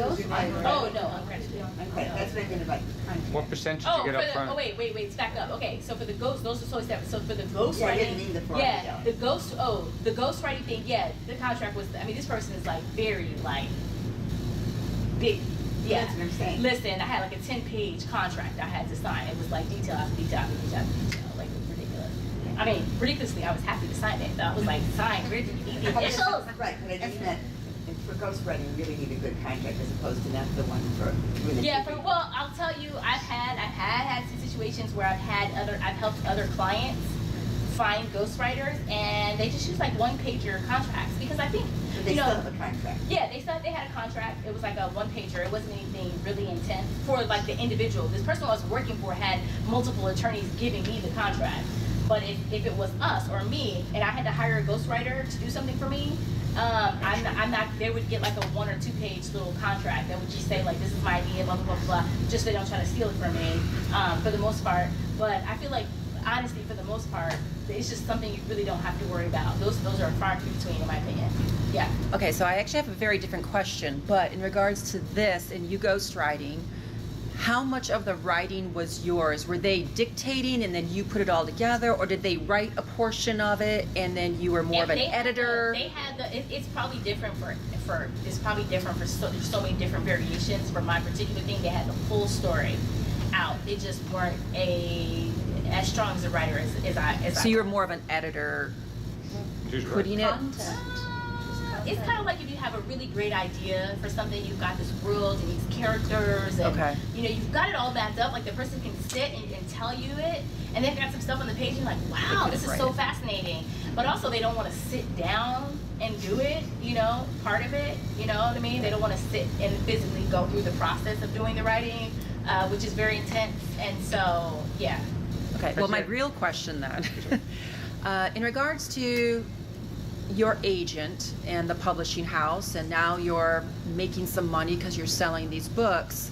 Will be, because it doesn't Will release be, till next will year. be. Yeah. But are they now saying, hi, Angela, we said you get 10,000, but we got to deduct 3,000 for your book tour, and we got to deduct 2,000 for the marketing. Are they doing that type of thing where they're deducting all these different pieces? No, that's something they take on, right? That's what they're taking on as a traditional publishing. They're taking on that risk. They're saying, you know, we're going to pay for, the publicist. I'm not paying for the publicist. I mean, they're saying the money that they're putting in, like let's say publicists or whatever things that they're doing to market the book, all the money that they were putting in to do that, they're making their money because they make a percentage of every book that's sold, right? So they're going to make their money back from that book selling. So for every, let's say if the book's at $20, let's say they make, I don't know, $15, whatever it is, right, off of every book, then they're gonna make, that's how they're making their money. They're not charging me. The only thing that is charged is like the advance. So yes, so if you get an advance, that advance is an advance. It's deducted from your first sales, but it's so like they're not gonna, technically they could charge you for it, but you're gonna, please, we're selling the copies, so we don't have to worry about getting advances back. But you could, in our non-traditional publishing deal, the publicist of the company did X, but then we spent extra money, and you always have to do more marketing. You mean, as the individual, of course, as the individual, I'm gonna have to come out with some pocket money. Right. Sure. But not because she's required by contract. Not because I'm required, but because I understand when you have an opportunity, you better run with it. That's right. what I'm saying. Yeah, I'm definitely right. Absolutely. I have a million questions, but the other question I simply want to get real fast before you get off the ghostwriting. What percentage of this, high-level person give you up front to sign you to do the ghostwriting? What percentage? Not only the numbers, just the percentage. What The percentage that the ghostwriter to do the writing? I mean, probably. I mean, for my thing, I got $25,000, but that was the project. How much you got up front, though? I'm saying that. Oh, I think it was like half of that. Half. Okay, good. That's fair. And then it was maybe like another along the way. Maybe it was like 3 checks. Yeah, that's fine. Yeah. My second question, because I know everybody's asking a lot of questions and we run out of time, and unfortunately you have your own little agenda how to present it. I'm open. But I actually wrote a book. It's a fictional book, and it's a great book, and I have a pretty good synopsis of it. The book is fantastic. I have a really good agent. Unfortunately, he's really a screenwriter agent. He's a great guy. He's never going to do anything for my book, and I know that. Right, So yeah. that's okay. And I like him. You can know that. That's part of it. And I like him. The reason why I hooked up with him is because my funding guy and I'm a screenwriter. So it's actually in the long run I have another motive for staying with him. But he's not doing anything for me. So it's really I'm going to do all the legwork, which is not useful. And I've already gone through a list of 1,300 publishers to try to get what they want for submission. So my real question is, just look at all the detail, is you gave a list of agents, and I may eventually go back and look for a new agent, but I'm trying to do the groundwork so he can do the agent letters for me. Do you have a good list of publishers? Because the one I have, I don't know where I got it from, but it's all the websites and all these major companies. Yeah. Fictional books, Tor, one of the most famous ones. There's so little information that's direct about how to submit. I would just say I would subscribe to the magazine, and I would wait till they put out their or even like I think if you subscribe to the Writer magazine, you may be able to get like back issues, or you may be able to do that now. You may not need to subscribe. You may be able to ask them, hey, do you have one of your magazines? Does it have up-to-date publishing? Which one of your issues from last year, the last 12 issues, has a list of the publishers? And submission by genre, which is what. Yeah, no, they say that in there. Okay. Which one that has it, and you might be able to get a back issue and just pay like $8 or whatever it is to get like one issue or something. That might be a way. Otherwise, on Amazon, I'm sure there are some like just put like 2018 or no, put 2017, publishers.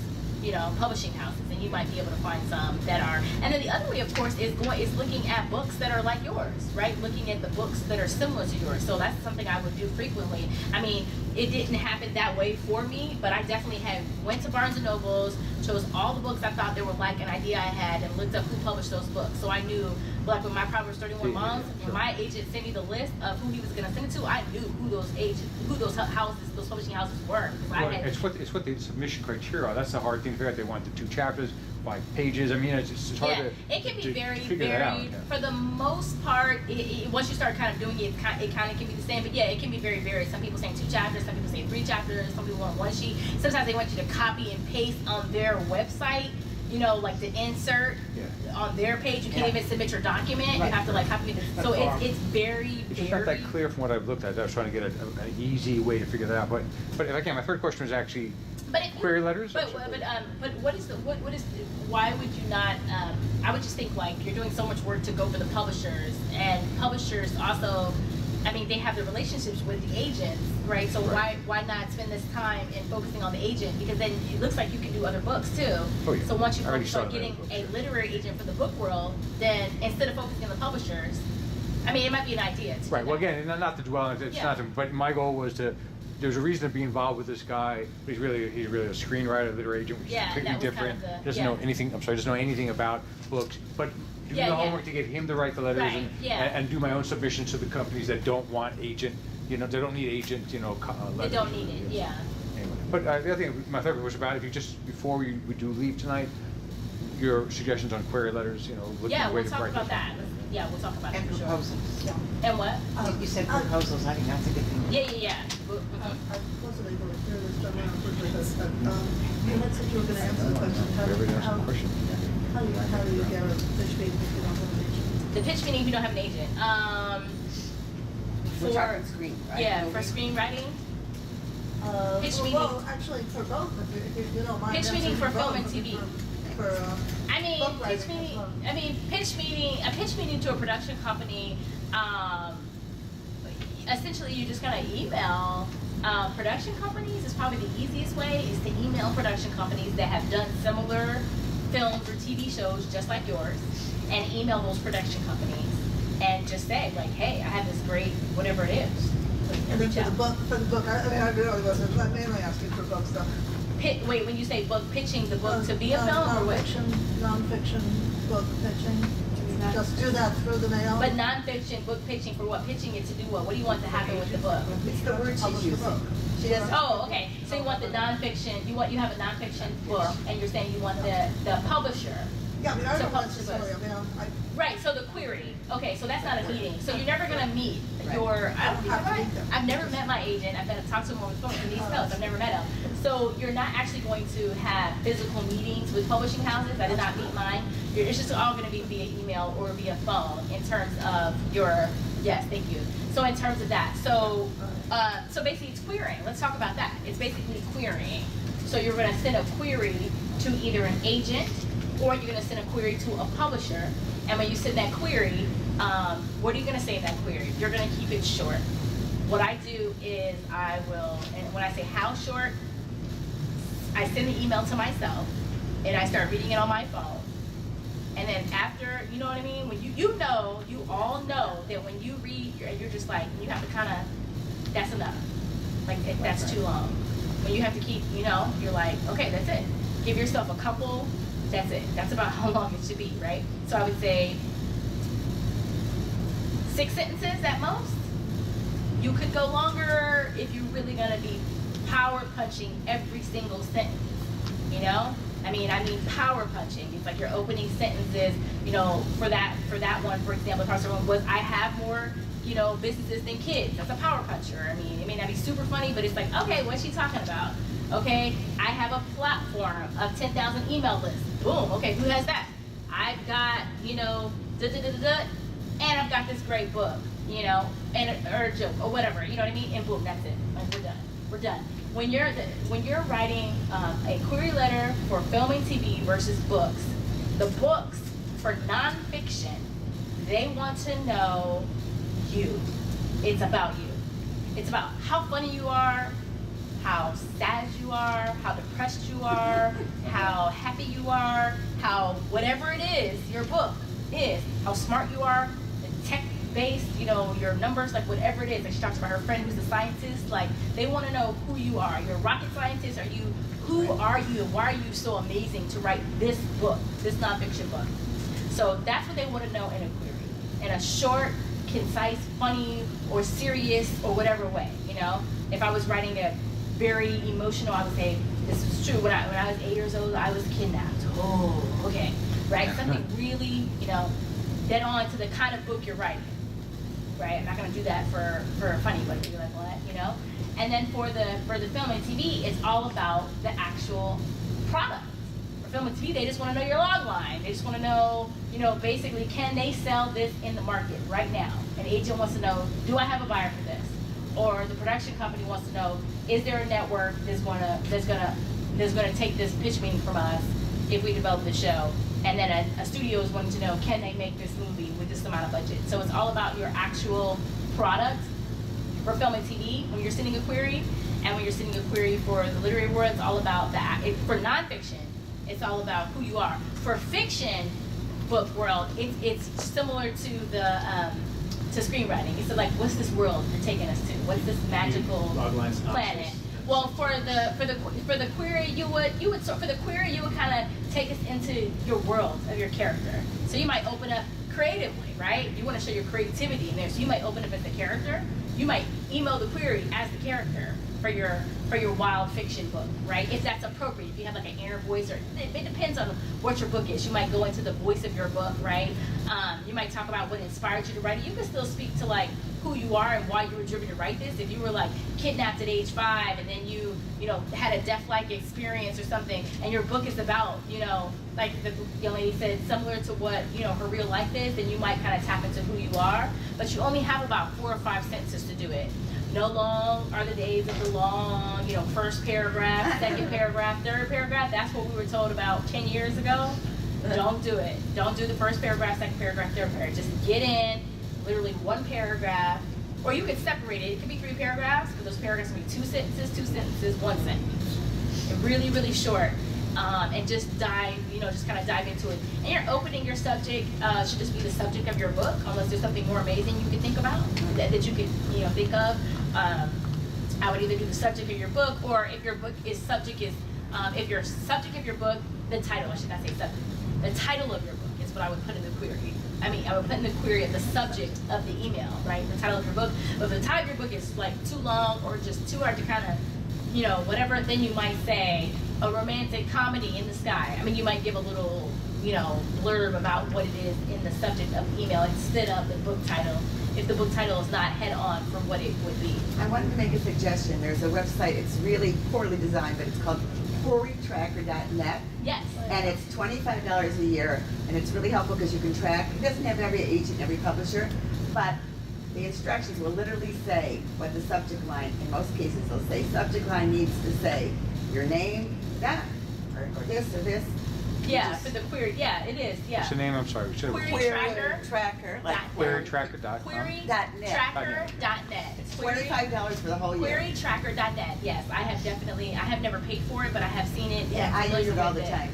Yeah, I think any kind of tools you can find are ways to see, like, because like this gentleman said, there's so many different things that different literary agents are looking for, and what one literary agent is looking for in publisher house, there's also different. And you search by genre. It's really, even though it's ugly looking, it's very, you search by genre, and then of course you click to go to the website and double click, right, tells you what to put in the word. Yes, to make it happen. And in a nutshell, that's really is your query. I think that in a nutshell is your query. But before we, because I know we're coming close to our time, or actually have gone over our time, let me just dive into, because this is really important, is the book proposal. So quickly, so your first, and if you Google book proposals, you'll see loads of them, samples, book proposal templates. You'll find them online. You can, nonfiction book proposal. You can find. There's no one cookie cutter way. This was just my way, but there's no one cookie cutter way. So the first is an overview. And in your overview, you're basically talking about, what is this book, essentially? What is this book? And this is for the, nonfiction. Remember, this is a nonfiction book world. So what is this book about? Basically, what is this book about? And you don't do it in this book is about blah, blah, blah, right? You spice it up, I think if I opened it, I might have said,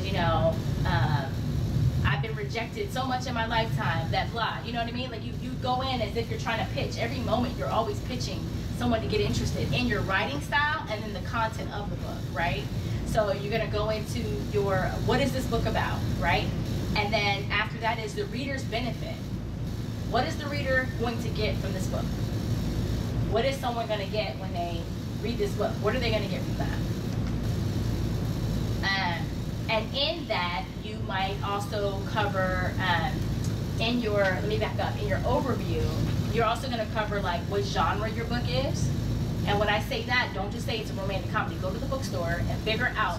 No worries. That's okay. And if you have to leave, no worries, leave, because we're also, remember, we'll send out the link too of the Asian list and this in case. And then Are you going to send a copy of that too? I can. This is so simple. I probably won't though. Yeah, just take. Yeah, I probably won't because it's easy. We already have the email like set, I think, to go for you guys. So, but yeah, but this you can take a picture of it though. Super simple.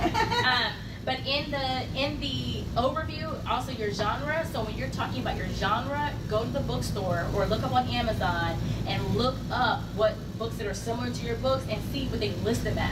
Don't just say it's self-help. Okay, dive in a little bit more. What exactly is it? Is it personal development? Is it leadership? Yes, a children's picture book. Okay, but what kind? Look at them. What age range is it for? Children's picture books are not just children's picture books. They are specific age groups in which they target that are specific that you need to be. You can't say, oh, it's 8 to 14. But there's no 8 to 14 range. That's not how they categorize the children's books. So you need to make sure you're in a real category, right? So make sure you've chosen a real category that exists. Don't make up a category. Put your book in a real category of whatever it is. It may be wrong and they can change it, but you need to at least have an idea of what you think your real categories are. So that's in your overview. So in your overview, you're talking about, what is this book about? Who is the audience for this book, right? Who's going to read this book, right? The reader's benefit. What are they going to get from this book, and who is going to get from this book? Who is the audience of your book? So you're going to have to look at some of those stats. Is it women? Is it men? What's the age range? You're talking about your demographics. And you believe it or not, you really want to take some time to really get this right, because what happens is, like, when I had the conversation with the publisher, and I was like, so I just wanted to know, like, who do you see as the audience for the book, and what do you think the demographic? They were like, it was in your proposal. You got it. That's it. That is it. So that's what you want, to show them, like, I know what I'm saying. I know this book. I know who this book is for. Not the other way around. Not like I wrote this amazing book and then you tell me who you think it's for. Right? Now you might be wrong, and they might have, like, they thought about, like, for them, which I hadn't thought of, they say they really focus on corporate books. And so they're like, we see your book as, like, Starbucks can buy your book, put their logo on there, and then it becomes a whole gift giveaway for corporate. I didn't even know that market exists. Okay, great. So there's some things you're not going to know, and you don't need to know everything, but you do need to get some of it right so they know that what you're talking about, right? So you do your demographics of your book, and then your author platform, which is probably the most important part of your whole entire book proposal. I promise my author platform is the biggest chunk of my book, outside of maybe it's even bigger than the sample chapters. It's the biggest chunk of my book. And I took some time with developing that, because remember, I'm the same person as I was with the other book proposal, right?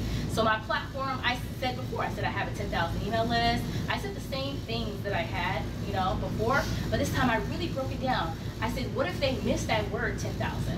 What if they missed it? What if they didn't see I had 10,000 emails? Did they see that? What if they didn't see it? So let me break it down. Let me show them who's on my email list. Here's 20 people. Did you know the CNN president's on my email list? Did you know I put pictures? Like, did you know this person's on my email list? This is what let me tell you what this person replied. Look, Lisa, this is what she said to me on an email when I replied about this. Let me show you. This so literally was like pictures of people who are on the email list. So they would say, wow, wait, why are these people on her email list? This is someone to know, right? Now, if you look at my social media platform, my Facebook page, I have maybe 1,000 followers on Twitter, which is nothing, which is peanuts, right? We all know that's like so small, right? On Instagram, I think I have like 60, okay? On Facebook, maybe, I don't know, 600. Like, it's small, okay? And my email list is what speaks. That's where I've been spending my time, because that's my company, and I run a business. So that's where I spend a lot of my time in developing and engaging people. So that's, for me, that's that. But you don't think you have to have a huge following necessarily in the social media space. You may have something else that's true to you. Maybe it's, your clients. If you're a doctor, you could say, well, I have a client list, and I'm writing a book. So maybe you don't have a huge social media platform because you're an attorney, but you've done this many cases, or whatever it is, or students. Maybe you're writing a book and you're at a university and you're a professor, so you have this group of students that might immediately go by. You have 25,000 students that go to UCLA that are going to be the first place you're going to do your book signing. And so you have a core group of people that can go. So maybe you don't have an email list, but you're affiliated with some kind of organization that have something that speak to, who you are and who will buy your book. So don't think that it's just about your social media platform entirely. Now, I do have some work to do, because I now got to get it up there, because that is important. So I definitely have to work on getting to where I need to be. But in the author platform, you do want to talk about your social media stats. Mine weren't good. And so I talked about that because I knew that last time they said they wanted Joel Osteen's wife, right? So I knew that I'm not that. So I was like, listen, yeah, I don't have the social media stats. You can go to the Facebooks and whatever, and you're not gonna find a lot. When I tried to send my newsletter last winter out to over 2,500 people, Google treated it as spam. And then I tried to resend it 50 at a time. You have to use a server, like I use iContact.com, iContact.com, or you can use ConstantContact.com. Yeah, so there's iContact.com or ConstantContact.com. Those are email sites that allow you to upload, 10, 15,000 emails or however many you have, and then you can blast out, without it being spam. Finish that sentence though. I want to hear how you went overcame. Oh yes, okay. So I put down. Okay, yeah. I don't have all of the social media that you're looking for, but I do have a strong email list of people who will get behind me if I get this opportunity, right? And just showing why I'm somewhat of interest, right? And so that might be for you. Maybe it's not an email list, but maybe you have a connection to a famous scientist, to a whoever's in your space, a famous doctor, whoever it is, an amazing teacher, maybe you. Collaboration is key. So another thing I did is I offered as an option, which ended up not being necessary, have a celebrity write an introduction. I offered that because I can buy it. I have some options who were willing to do it. I got confirmation people willing to do it. They're like, it's not necessary, but you can do it. And I decided I do have someone that's going to do it for me, so which is cool. But the point is, that's another way to get what you need is to get the celebrity, someone else with a more powerful brand than you, who has that following, who might be willing to just, tweet it out and they come to some specific things that they're going to do to kind of help your, help you promote your book. So your author platform is your social media stats. You can do like a social media little audit is what I call it, a social media audit, which just breaks down sort of like how many followers you have, what's your engagement like. You can look up engagement so you can figure out what they're like. If you're talking about your email list, you're going to talk about your open and click rate, which I put. How many people, I got 10,000 emails, but who's opening my emails? What's my open click rate look like? And then compare it. And then I also was like, well, what if they don't know what this percentage means? Let me compare it. So I said, this is according to Wikipedia. Here's the average open click rate for emails, right? Let me show you what my click rate is, which was higher. It was double the average. So all my emails are not getting open, but double the average is getting open. So it's showing them, whatever it is. And so that was my way because I had my email list, but you have to figure out what your way is. And we all have some way. If you have been called and you feel like you've been inspired, you're you have a book to tell, a story to tell, you were supposed to tell the story, you just have to figure out put the puzzles together, put the pieces together, and figure out who is in your circle. You have everything you need right in front of you. I promise you do. You just gotta open up wide and see who do I have in my circle that can sort of be my ambassadors, your brand, your book ambassadors for your book. Whether they're actually gonna do it or not, that's a whole other story. But at least you show a true connection to the people. It's true, it's legitimate, and then put that in there. So that's your author platform. Then next most important thing is your market analysis. Let me just for the purposes of this too. So next important thing is your market analysis, your marketing plan, and your book content and sample chapters. So your market analysis is a breakdown of books that are similar to your book. Your marketing plan is how you're going to execute your book, how you're going to sell your book, and your book contents, what's inside, like what's the table of contents and sample chapters. That's your book proposal. How long is your first? About 30, 40 pages long. It'll be about 34. It could be less, but I had a lot of pictures, a lot of graphics, a lot of visuals, which makes it longer. Did your agent critique it? Just said, great job, awesome. Let's just add these two elements. And then that was pretty much, I said that, and then it was pretty much it.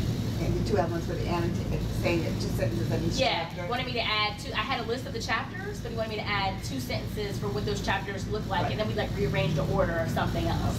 Because your agent isn't going to do any editing of the book. I mean, of the book proposal. In addition to the 30-page chapter? Well, no, I just had the two. Whole thing was 30 pages. The whole thing was 30 pages. Oh, okay. The whole thing was 30 pages. Yes. Okay? The whole thing was 30. And I know we have, literally no more time. We've taken all of our time. The chapters? The chapters were only 4 pages, a double space. the chapters were double spaced. Everything else is single spaced, but the chapters were double spaced, and they were about, the chapters were 4 pages maybe? 4 pages Total? each, Maybe or 6 total 4 pages? pages? Total. Maybe 6 pages. So it was So 24 the rest, pages of everything else. yeah, so everything else, so it was probably 6 pages of the actual sample chapters. And then I would say I spent probably 10 pages on author platform, because that was the negative. I knew that my writing was strong, so I spent less time doing that.